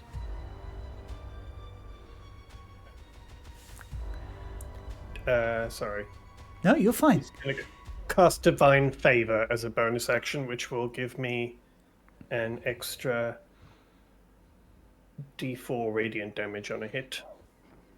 D4 radiant damage. Wait, no, do I want to do that? No, I take it back because I have my rapier. If that's all right, I'll take it back because I have Sure. my rapier out. I can use that. Sorry. Okay. No, it's fine. So yes, attack with a big sword. Oh my god, it's a natural 20.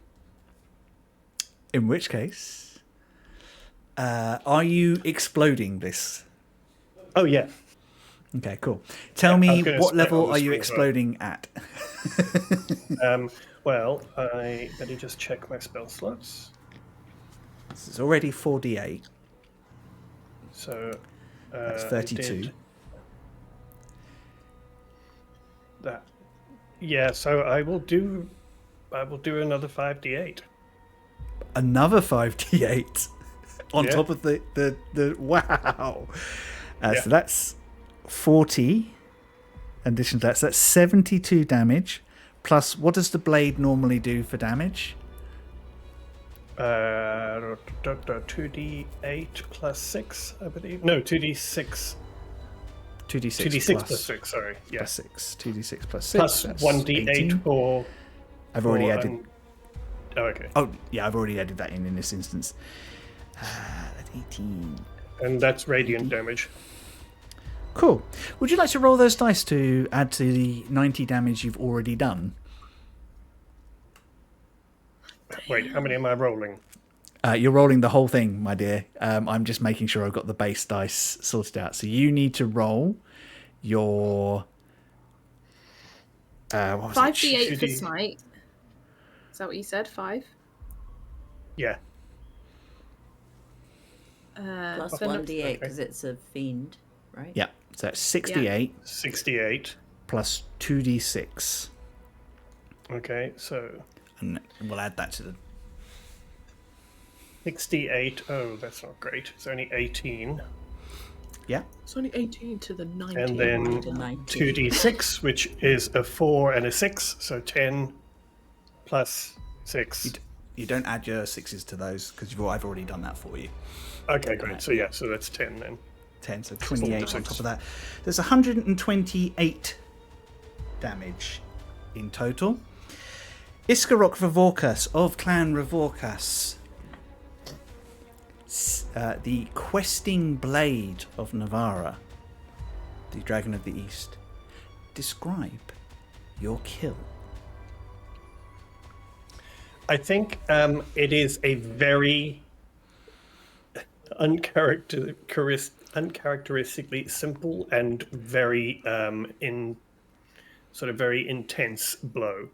I think there's no fucking around, and I think Rock is just really angry and worried, and so I think it is just a very solid, straight blow with a sword, like you seldom see Rock just properly out to kill.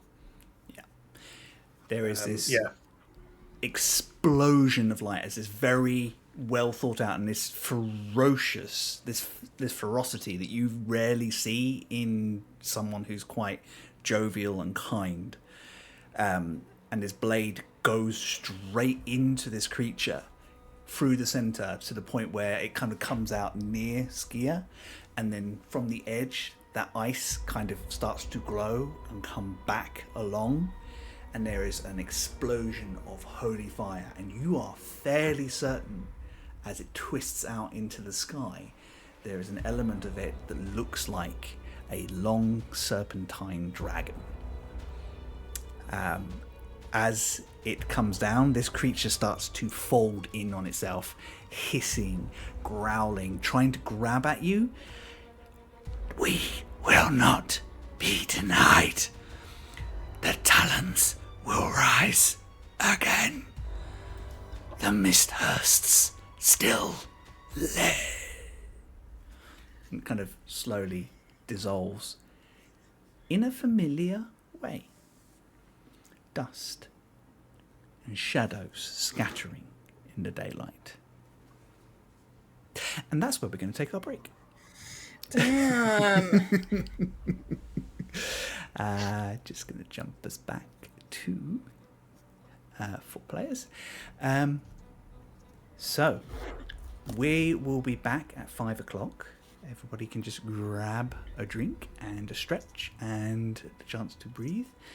And we will see you very, very shortly.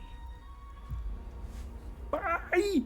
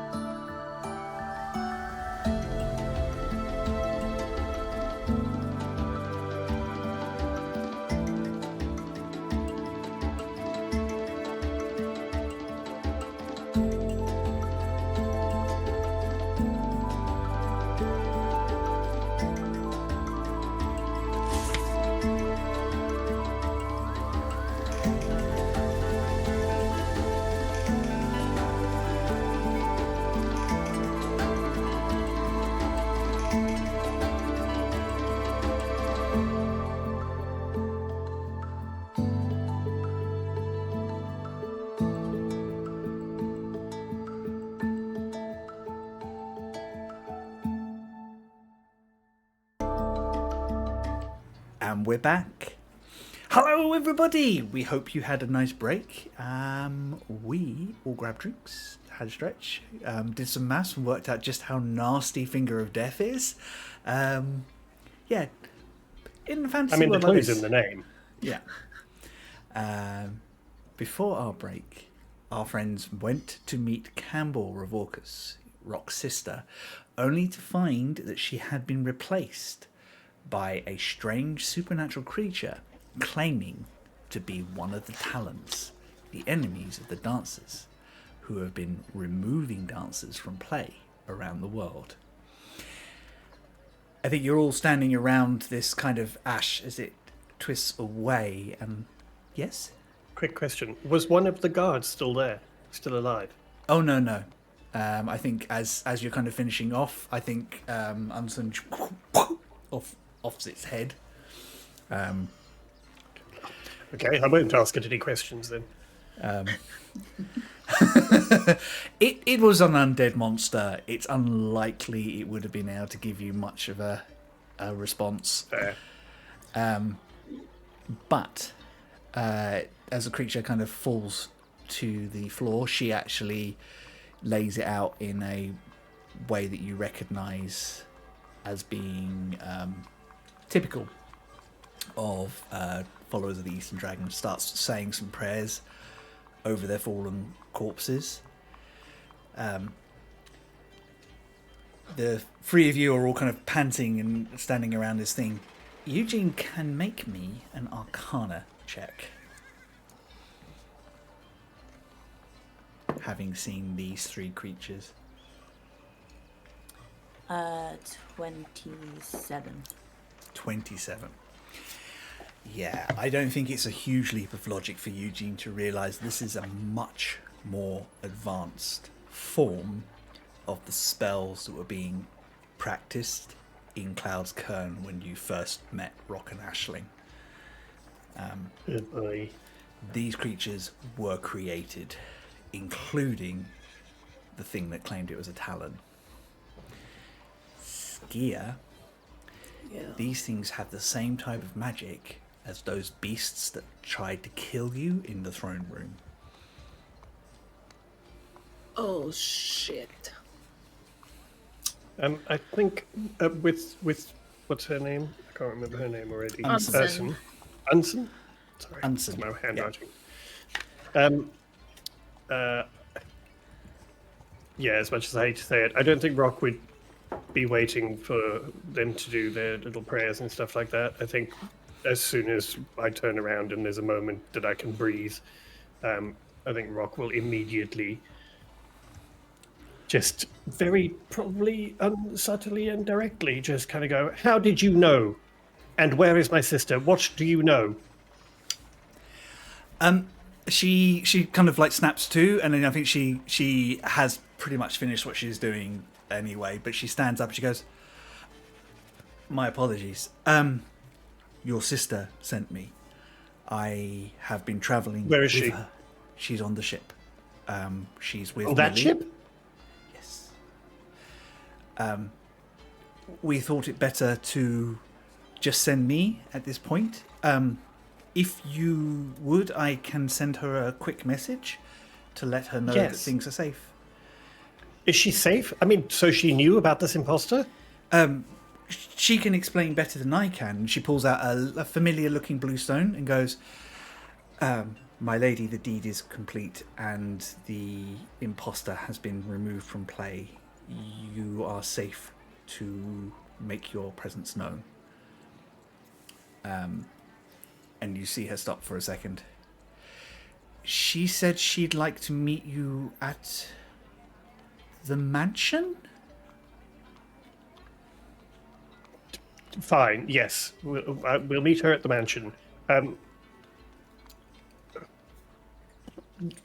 Fine, okay.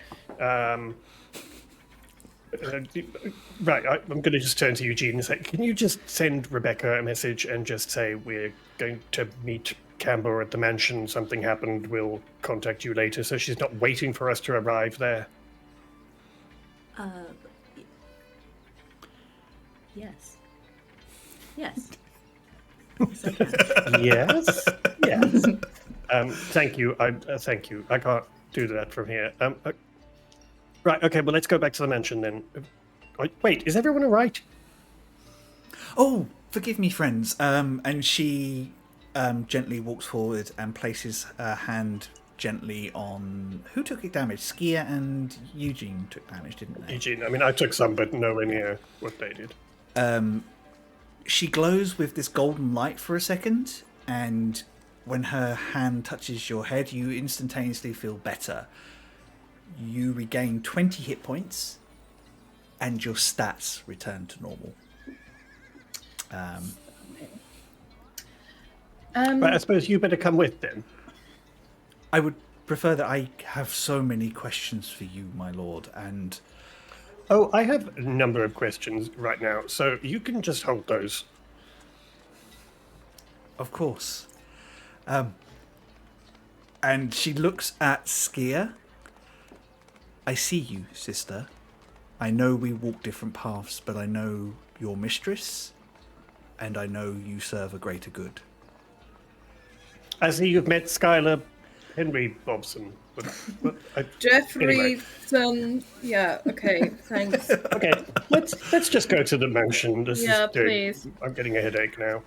I'm just gonna do, like, when we're like halfway back, or maybe just before we go in, I'm just gonna do primeval awareness. So I can sense any aberrations, celestials, dragons, elementals, fae, fiends, or undead are present within 1 mile. Wow. I'm just gonna look for, like, I know it's a lot. In a city? Walking through a city. In a Skia's city? head's gonna explode. Yeah. Well, Yeah. how it's worded, I'm like, I feel like Ski would be like, hey, I'm looking for undead, or like, because that's a lot. Exactly. So I'm going to ask if I could I'm going to look for that same shadowiness, like the same undead. Shadowiness. Okay. So you kind of throw out your senses, looking for that specific, for a mile, you say. Yes. You guys are just about around Merchant's Favour. You sense 2 instances of it. Ooh. Not undead so much as having that smell about them. Mm-hmm. Not as powerful as the thing that you just face, not as corrupted by it, but holding on to elements of it. Mm-hmm. One of them is further down the Merchant's Favour towards Lowtown. And you kind of like, your sense of direction is quite good, and you kind of gather, based on where you travelled to earlier, it's somewhere along the river. The other one is on the other side of the Sky Landing, in an area that the guys pointed out called the Fog Ring. Ooh. Sorry, that was the other side of the... Sky Landing, so to the north of where you are. Also, actually to the east of where you are, to the area that the others pointed out as the Fog Ring, which is one of the most derelict areas. There's presently a slightly more powerful form of it. Over that way. Oh, okay. I think Theo's putting some maths together as who those could possibly be. Oh, okay. I mean, I think I know who one of them is, but I'm not sure on the other. Ski will share that information as we're walking. Like, it's kind of like, we've got company. There's at least 2 more in the city. Blah blah blah blah blah. Two more. Wait. What? That shared the presence of those things. But I mean, should we go and get rid of those first? I mean, Hang on. I think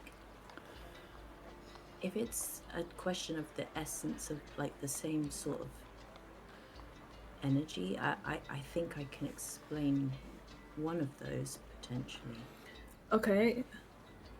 Well, our friend Mia, they were touched by the same shadow. oh, it's the same magic as that. Yeah, I believe so. It felt to me like the same kind of magic that was being used by the Embers. So when they were experimenting on Okay. I And then think who's the other one? with your Wait a minute. passive arcana. It's not Ashling, is it? It's Ashling. Ashling's magic comes from the realm of dust and shadows, so she holds the same corruption. That's why it doesn't feel as tainted. And Mir's version now, in not so many words, it's kind of implied that they are also a warlock of Alabaster. So they're kind of like, they're not obviously as close as Ashling is, but they are also drawing their power from It's Alabaster. going to end in a warlock battle. Oh. Mir absolutely Okay, adores right. Ashling. Not for long. I'm going to tell her that Mia's Alabaster's favourite. Okay, so let's just... So we don't need to do that. Let's just head to the mansion, and then we can just see my sister and find out what the hell's going on, and fine. Yeah, let's just see if we can make it there without getting stabbed. Yeah. Rock's walking, but he's not sheathing his sword. He's literally carrying it over his shoulder as they're walking. Yeah. I think And like stomping through, like daring someone to get in his way. there's a few people who are kind of, oh, okay. Not now. Ski will do the same thing she did before, where she'll follow like behind and trail behind just to make sure someone else doesn't go running out. Like, you're about to be assassinated. Just as a random person following us that looks like a normal, average Skylar, Henryson, Jeffrey. For anybody who's kind of catching this, it looks like Eugene has hired himself 2 paladins as bodyguards, because they've these 2 very big figures, one gold, one white, walking, both wearing like almost opposite colours. Like her armor's quite silvery with gold inlay and stuff like that. It's very shiny, whereas Rox is this matte black with kind of this beautiful green like fretwork and things like that. Honestly, the show off some people. So it looks like you've hired like a good and a bad paladin to kind of protect you at the moment, particularly with Rock's scowl.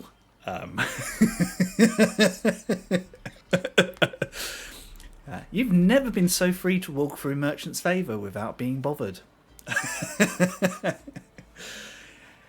You make it all the way up to the High Spire and back to the mansion, and coming up the street from a slightly different angle are 2 other figures, both of whom are wrapped in quite dark cloaks, one of whom you don't recognise is a half-elven woman with fair white skin and silvery hair and quite striking green eyes, and the other one all of you will recognise is Millie Trakarin, Rock's adopted sister. I'm just gonna... I'm sure it's fine, but just a little detect magic, please. Just in case. Thank There is. you. Yep. Thank you, Jean. Yep. Yeah, absolutely. This other person with Millie has got a disguise self spell up. And as they get closer, Millie signs to Rock, "Are you safe?" Rock just nods and just does the sign back for it. It's about time. It's been a busy morning, she signs back. And she, Rock's just going to reply in the sign and just say, "Oh, really? We've been doing nothing." And then just turn and open the door to the mansion. and these 2 figures kind of fall in step with you, and as soon as you close the door, all of your party in, the other woman pulls back her cloak and it melts away, and Cambor is in her normal clothes behind and breathes a huge sigh of relief. She is nursing a wound, a nasty head wound, and looks like she has had the fright of her life. And the first thing Rock's going to say to her is immediately just going to say to her, "Did you literally just let that thing come into the city so that we could kill it?" Absolutely not. I did not know it was on board. Okay, well, you're going to have to explain then how you sent someone to tell us about it if you didn't know it was on board. Also, I will. sit down so I can have a look first at your off, wound. Do you still... I'm assuming there's some glass of wine that one can have. It's been... Just shut up and sit down, and I'll go over and grab a glass of wine from somewhere. Well, I say that. I'll grab myself a glass of wine, and she can have a small one. As you're kind of doing that, she kind of turns... She goes, where's Skia? Really? Oh, Skylar, pleasure to make your acquaintance. Oh, thank goodness. And she pulls you in for a big hug. She'll just, like, as she's being hugged, just kind of whisper in her ear, "Are the others okay?" No. Okay. There's so much I need to update you all on. But first, Okay. Rock, and she takes the big glass of wine, thank you.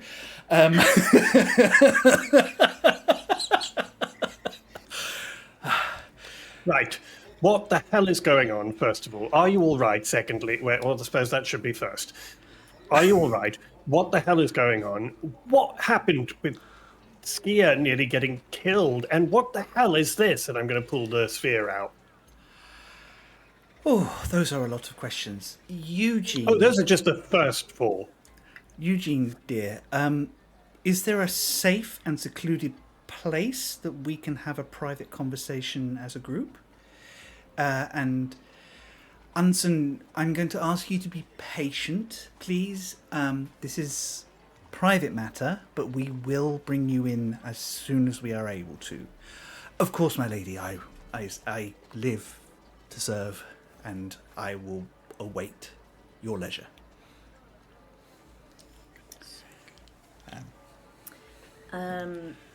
Eugene will cast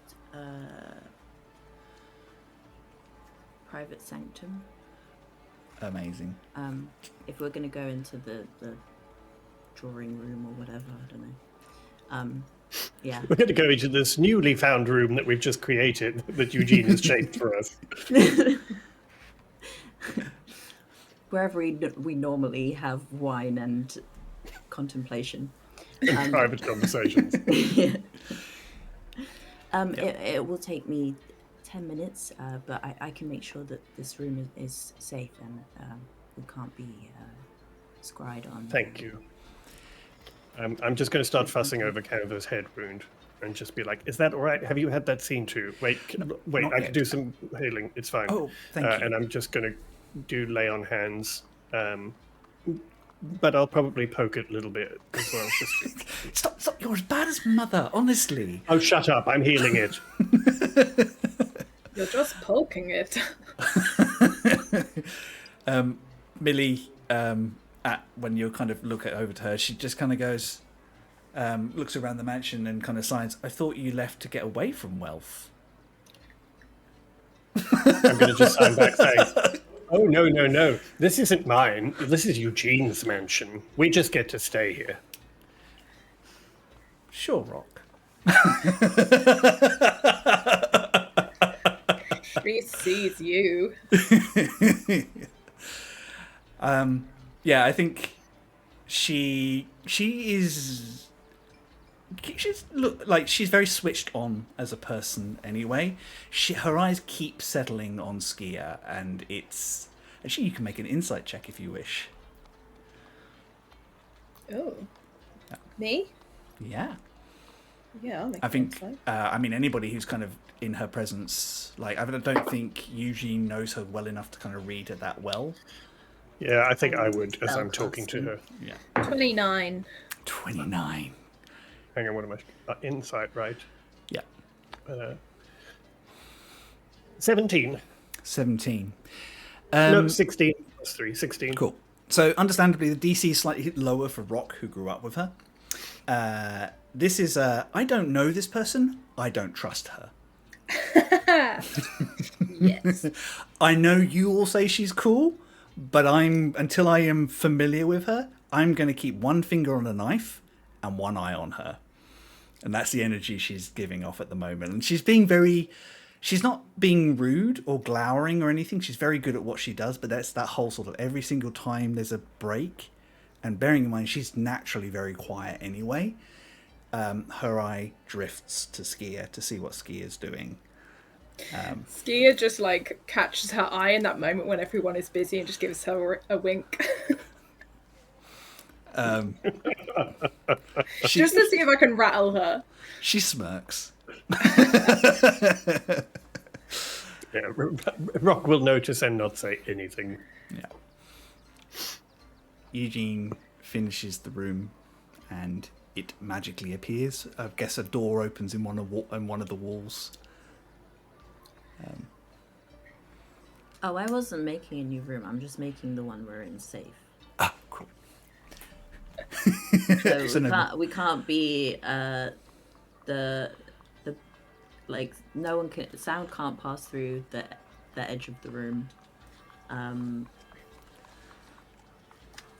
We can't like nothing. No divination spells can be cast inside the area or pass through the perimeter.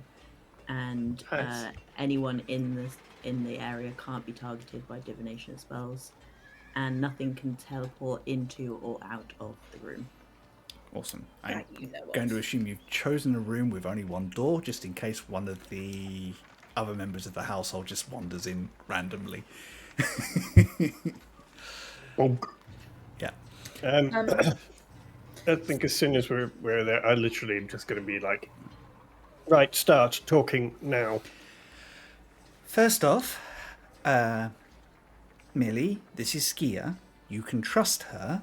She works with Delilah, and she's a friend. Millie goes... Millie just signs back to her. She goes, well, I mean, if she does anything, of course you can stab her. But she's not going to. She's a friend. I'm gonna sign and say out loud. Besides, the two of you can chat about knives. My knife collection later. All right, I said talk about knives, not flirt. God, I can't stab or flirt with anyone these days. First off, thank you for changing venues. And Eugene, I am so sorry that this has come to your household. Please accept my most sincere apologies. Secondly, I am so pleased you are okay, Skier. I was desperately worried about you. And when I found the news that you had ended up in New Doan, of all places, I was naturally very concerned about what that could mean for you.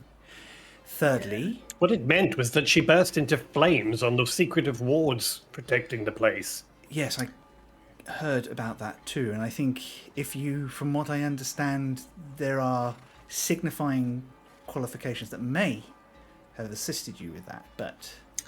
Maybe, who knows? Who needs to know? It doesn't matter, right? Well, you survived, and that's the important thing as far as everyone's concerned. Oh, where to start? So, most immediately, this creature, whatever it was, snuck onto the ship as a member of the crew. It was very good at pretending to be. It took down 2 of the guards, as far as I can tell, and turned them into something else. And it attacked me in my room, and I think with the intention of doing the same thing. During our struggle, I fell out of the window, and I think it did not realise our family's particular gifts, so I flew beneath the ship until such time as I was safe, and then I found the 2 people I could read and could trust, Unsen and Millie. I asked Unsen to find you, to follow the imposter of myself. Meanwhile, Millie snuck me off the ship, and we agreed to rendezvous separately once the creature was dealt with, to give it a sense that it had succeeded in its task and that you were to be spied on, as far as we're concerned. Or assassinated, or whatever it felt. But its confidence would be its downfall. Miss Lee Unsen is a bit of a blunt instrument, but I had to rely on her forthrightness in this. Well, God knows where we would...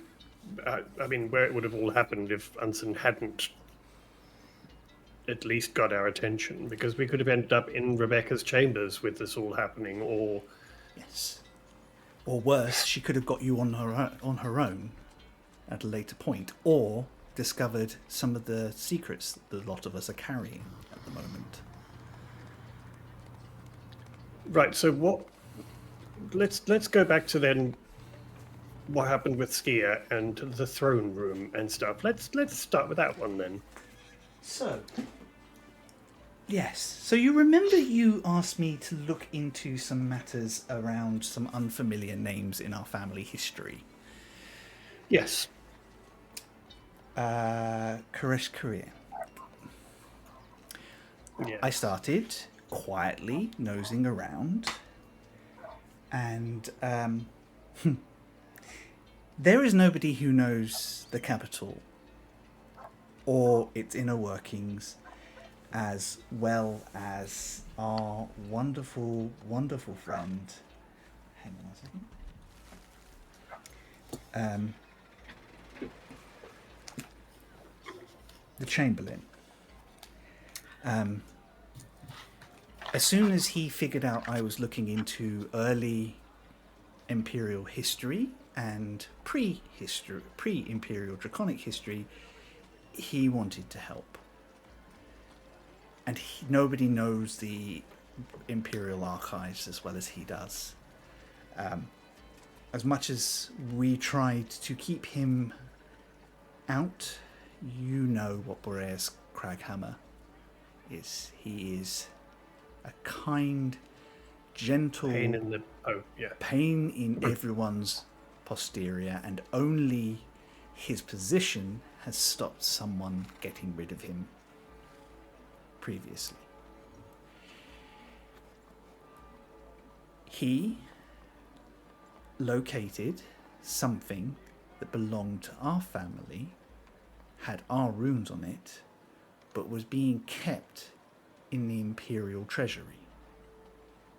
That sphere which you hold in your hand.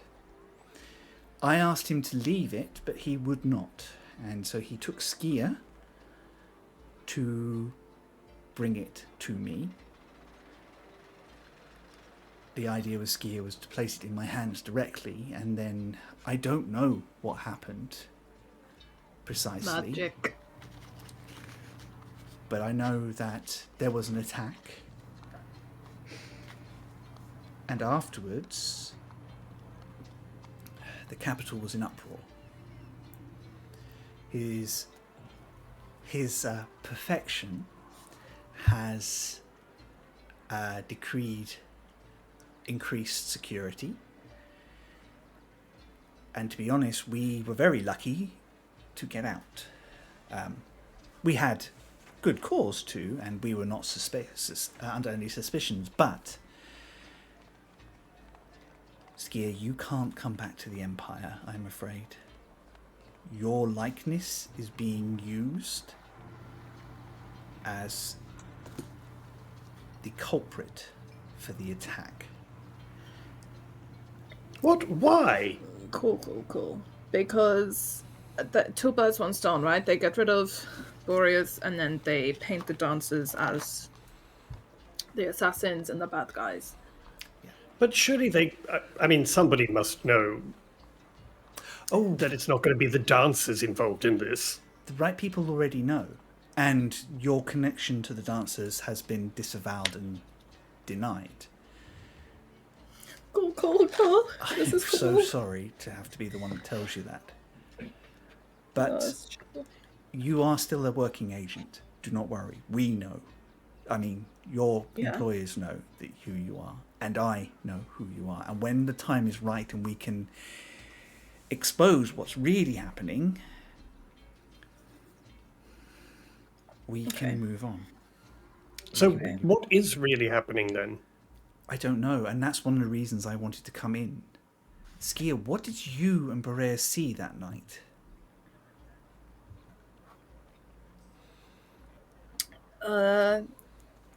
Our emperor is not doesn't have much power anymore, I don't believe. I'm just looking through my notes. Ever since these guys made me not write notes on my arms, so now I have to read them in a book.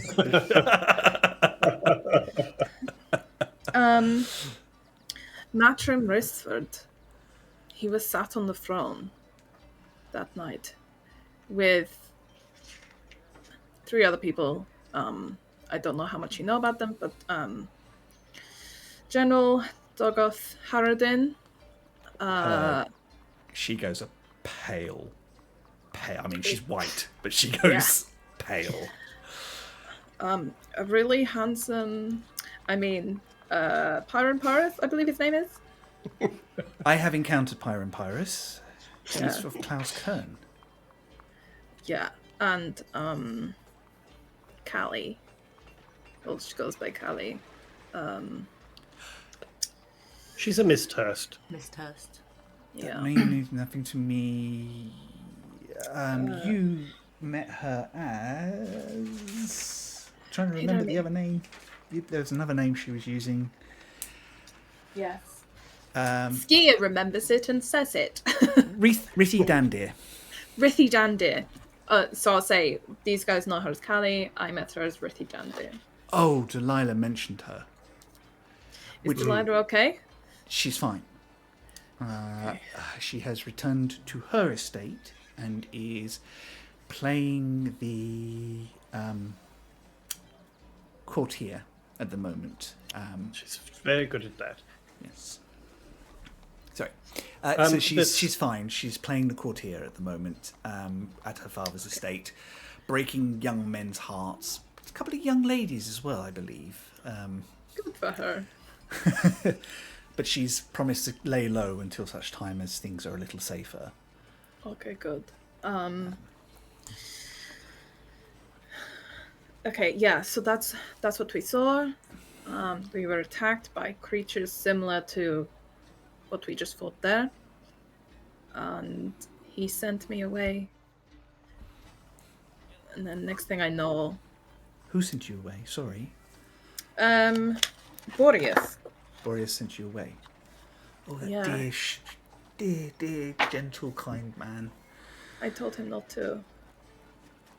But I think it was a fairly last sort of ditch emergency attempt at getting Skia out, because I doubt he intended to throw her through protection wards. Oh, yeah. Well, he intended to send her to you, but I believe there was a mix-up with the spell, and possibly Skia was thinking of Rock and came to us in New Dawn. Thank you. That fills in the gap for me, Eugene. But I think actually it worked out better for us. All right, teachers. Everyone's favourite, except the Cambion, but I'll take that. Yeah. Even with the Cambion, you were the most annoying, not just annoying, the most. Yeah. Always have to be extra, Eugene. You escaped a manhunt for you that night. Okay, what are they blaming Skia for? An attempted assassination attempt on the Emperor, injuring the Chamberlain, He's and alive? stealing Imperial secrets. Oh, no. This is so bad.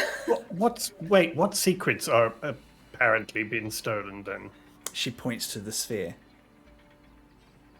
This is a family item. It's got nothing to do with Imperial secrets. Something was missing from the Imperial Vault. The fact that we were doing it the right way and legally is not sitting the way that it should. I have concerns. And in answer to your question, Skier, I don't know if Boreas is well. No one has seen him since that night. People from his estate are telling us he's fine and recovering well.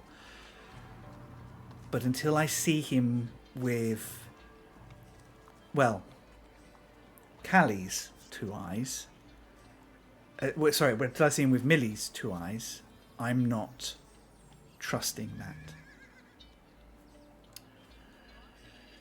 Okay, so then, do you know what's on this? No, but I can hazard a guess. Boreas said it's something to do with our family history and the formation of the Empire. He was very excited. He said it was an heirloom that had been put away. You can tell it's a memory sphere. But apparently it's not one of the matriarchs, which I found deeply interesting. Because only the matriarchs are supposed to make the memory spheres with the Imperial history. Can I have a look? I just gonna throw it to her. She catches it. She kind of almost drops it because she's still not well. But she manages to snatch it out the air after. And she kind of concentrates. And you see that she concentrates on it. And she murmurs something in Draconic, which you recognise as ancient Draconic, which is... I think your mother has... You've seen her use this on a couple of memory spheres as part of her job. And she goes... There's something blocking me from using this. Eugene, are you good with enchantments? Oh, he's very good. What sort of enchantment? I just want to see if you can see anything that I can't. I can see the Draconic runes. I can see that it is supposed to open for a member of the bloodline. But I can't, for some reason it's resisting me opening it. Rocket hasn't reacted to you at all, has it? Can I just take it from her? You can. I'm going to grab it and just hold it and close my hand on it and... Can I have a wisdom saving throw, please? Yep.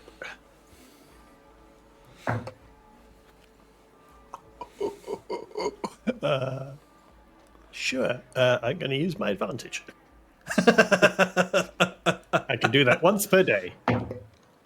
Oh, that's much better. Okay, that's an unnatural 20. Unnatural 20. There is a shift and a change. And for all of you, the room melts away and is replaced by a different scene. Let me just change the music. That bodes well. You are all standing in a grassy field. A attractive young white-scaled dragonborn, not entirely dissimilar to Rock or Cambor, sits apart. She is sharpening a blade. Heavy footfalls come from behind. A tall, muscular, blue-scaled dragonborn walks up. I am deeply sorry, Inden. We looked everywhere. The forces he was leading were decimated. The Dragon Lords routed his forces. And there is no sign of him. She looks up at him, and he's put his hand on hers, and she just clutches it. Koresh, I don't need you to tell me my husband's not coming back. He led a brave charge, and he saved many of the humans who are now allied with us. She steps up, and as you kind of shift around, Rock and Skier. First off, Rock, you recognize Cambor Ravorkas, your great-grandmother. Skier, the man she is talking to, although he goes by Koresh, is the first emperor, Zinthat Misktrium.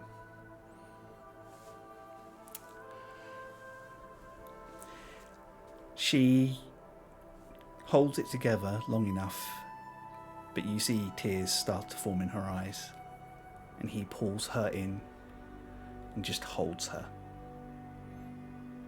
The memory shifts. You are in a stone keep, one that Rock and Skier recognize. This is the Keep of Belvoir. Older, more military. Indon walks before a group of different people, issuing orders. It's the final push. Misktrium will fall this week, or the rebellion will die. There is nothing else left to this. Sitting off to one side, making plans, is the Emperor again, surrounded by members of each clan. She waits until they depart, and she walks over and places a hand on him. They told me what happened to the Kelsier forts. If there's anything I can do to help, he takes hold of her hand. You already help me every time. My family are gone. My clan is destroyed. I will put my blade to your clan now, if you will take me. She smiles. I had not thought to take another partner, but I will gladly take you, my oldest friend, my greatest ally. And they kiss. The memory fades. You are in a familiar black stone throne room. A dwarven man slumps to the floor, his head falling to one side, a golden crown clattering to one side. The Emperor that you now know, holding a blade. For all those you have ground under your heel in fear, may the hells take you. Do I recognize the dwarven man? You only by legend and mythology. This is supposed to be the last of the Dragon Lords. What you find surprising is the crest that he's wearing is two entwined dragons, the symbol of Clan Misktrium.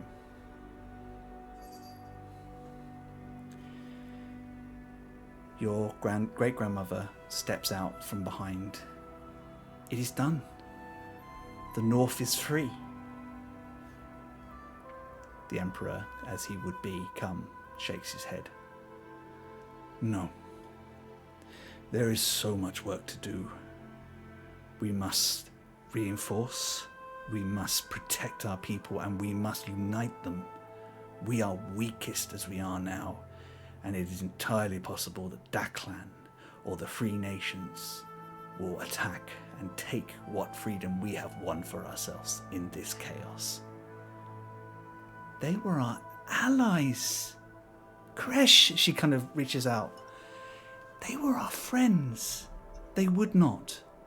I trust her Royal Majesty. I trust her generals. They have been with us for the last 10 years. We will close our borders. The clans will unite. We will talk about trade and fairness once our people are safe. And he walks away from her.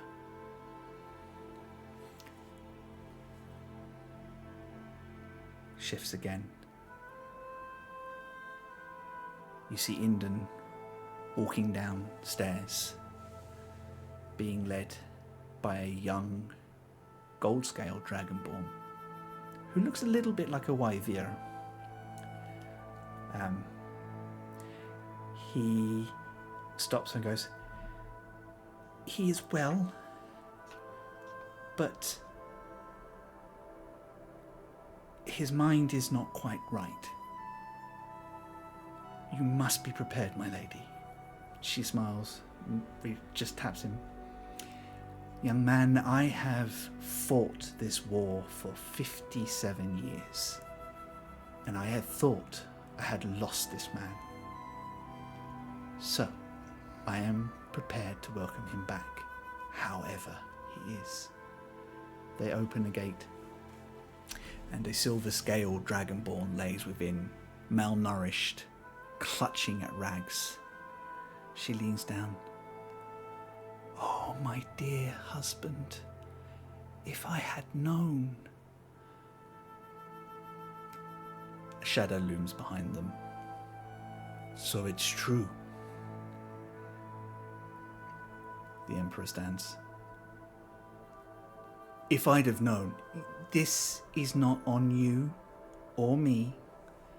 We both thought him dead. And there are other duties now that we must attend to. I heard your declaration, she said, and she wipes away a tear, and she just kind of gently smooths the scale of this silver dragonborn. You intend to create a new clan and take our enemy's name. For the humans and the dwarves and the halflings, a continuity makes most sense. They were ruled by the Mystrium, so the Mystrium will continue to rule them. I will discard my family's name, and they will be left to history, mourned by my line, but forgotten.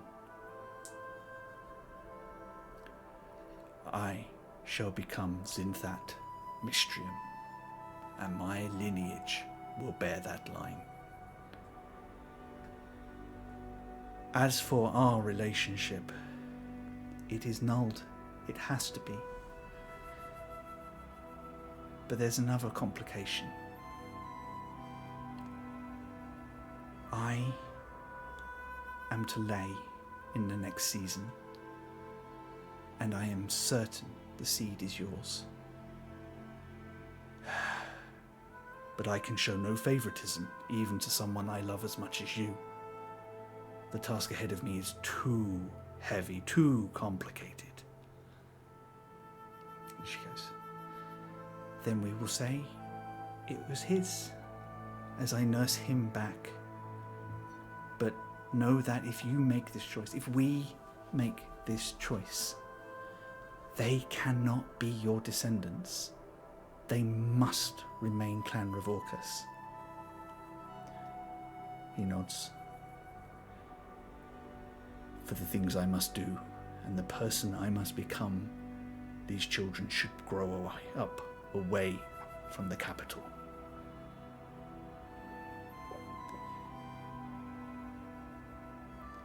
What will you do? We should have some proof. They should know and make that choice in the future. I will make a memory sphere I will bind it with the most strong of magics that our clans have ever known. She stands up, asks him to for his hand, and cuts his palm, takes some blood. And I will bond it so that only a descendant of yours, the first in line, can activate it. If your line fails, or if corruption sets in, my clan will have the power to take the throne and guide the empire back to what it should be.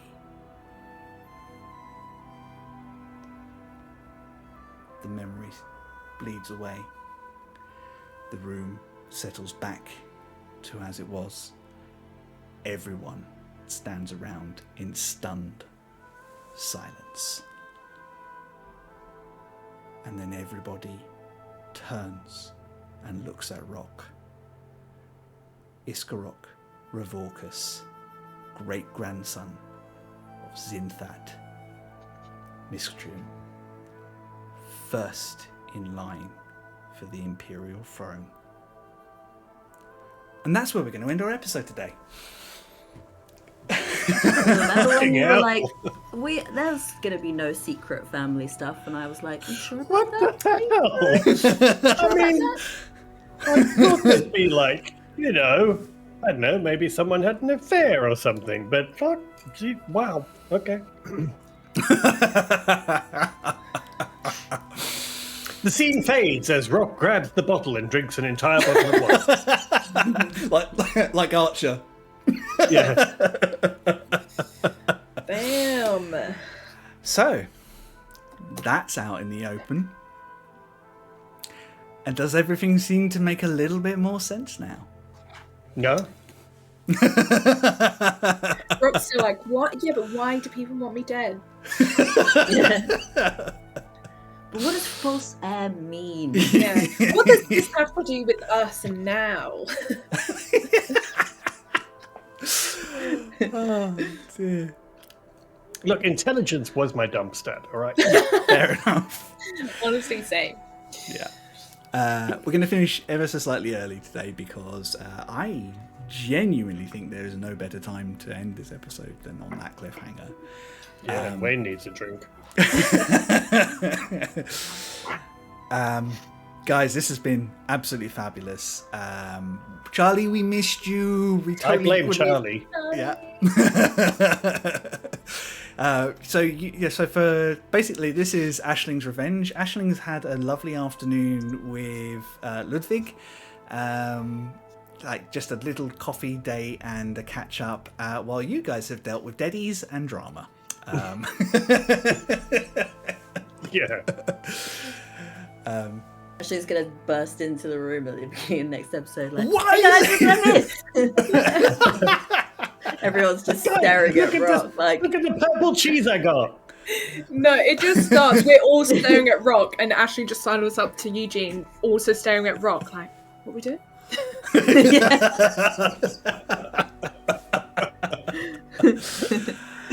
Oh dear. Guys, this has been such a fun episode. I have been waiting 80 odd episodes to drop some of this lore on you all. It has been coming. I'm very excited. Yeah. Gonna deal with the fallout of this next week.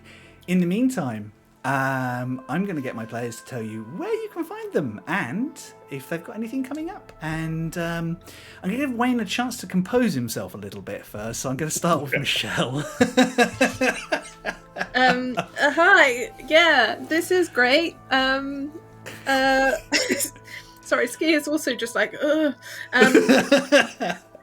Thanks for watching, everyone. You can find me at Feline Trickster on social medias. I will try and start posting soon, maybe. But in the meantime, I just like to throw any art I do in the chat. I've got it in there because but yeah, so come join us in the Discord because that's where I like to share a lot of my stuff. But yeah, thanks for watching as we all panic spiral. Wonderful. Thea, would you like to go second, please? If Wayne, I'll do Sure. the shout outs if you want. Oh, kitty. Hey, Sorry, Juice. distracted. You can find my stuff on my website, which is theoblueillustration.com, and there are links to all the other places on social media that you can find me. And follow me if you want to see all of the information about my graphic novel, which comes out the end of next month. So it's about 6 weeks now. So Very soon. Amazing. That's so exciting. Yeah, so and I can't wait to get my pre-ordered copy. Nudge, nudge, wink, wink. So yeah, you can pre-order it, and that was a hint. Yeah, you can pre-order it if you like. And I will have some fun announcements and things to make over the next few weeks. So yeah, follow me on social media to keep up to date with all of that stuff. How exciting. Amazing. Yay. Very, very cool. Okay, Wayne, how are you feeling? You composed enough for this now? I'll manage. Hi, everybody. Thank you, everyone, for being here today. And Charlie, we missed you. And also, could I just get us all to say hi, Charlie's mum? Hi, Charlie's mum. And Charlie. And Charlie. Yes, thank you, everybody, for being here. As always, it means a lot to us. And thank you to those of you who watch on YouTube. We've been getting some really great views and stuff on YouTube, and it's wonderful. So it's very exciting for us. Anyway, you can find me pretty much everywhere on the internet and socials as created by Wayne. If you have a look at the socials for that, it's where I post about stuff that's happening work-wise. My course, which is teaching people how to use Canva so that you do it properly, is literally enrolling at the moment and finishes at midnight tonight. So that's all I've really got exciting-wise happening. And then I'm back to my usual YouTube videos every week and that kind of stuff. So yeah, come say hi at Created by Wayne. Okay, love it, bye. Okay, love it, bye. That was brilliant, thank you. And yeah, if you haven't done so already, please do check out Wayne's course. It is phenomenal. If you are creative and you are struggling with things like Canva and want some ideas and inspiration, Wayne is your man. He is very talented, even if he denies it. I did get the best compliment from somebody who literally wrote on my YouTube, just said, finally, somebody doing these tutorials with style. Wow. Great compliment. I was like, that's pretty much the ultimate compliment for me. Yeah. Amazing. I guess it just leaves me. Although quickly, I'm going to say, although she's not with us, if you want to follow Charlie, Wayne will pop her links in the chat. She has some books coming up, working with some local writers and something international, and she's preparing to go to Bologna. There we go. At the moment, so if she's going to go and do bad Italian accents in Bologna and embarrass everyone. Yeah, absolutely. But do give her a follow. And She's also amazing, talented, and we love her. Really good art as well. Yeah. She does art stuff, by the way. As for me, you can follow me at Chris Mepham RPG wherever the media is socialed. Some stuff going on. I'm working on a couple of projects in the background. Day job TM has got me very busy.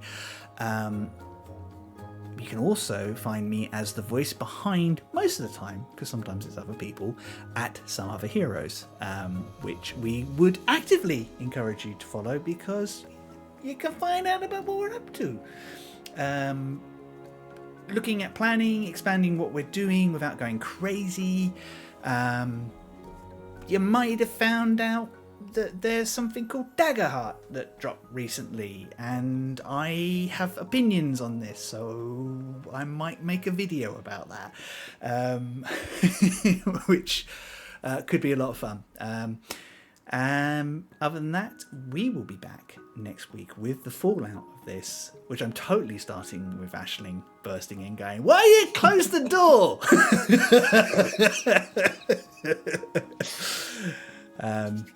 Yeah, we love you all very much. This has been a lot of fun. We will see you next week. In the meantime, roll dice, tell stories, drop strange lore on your boyfriend just before you finish a game. Love you lots. See you soon. Bye.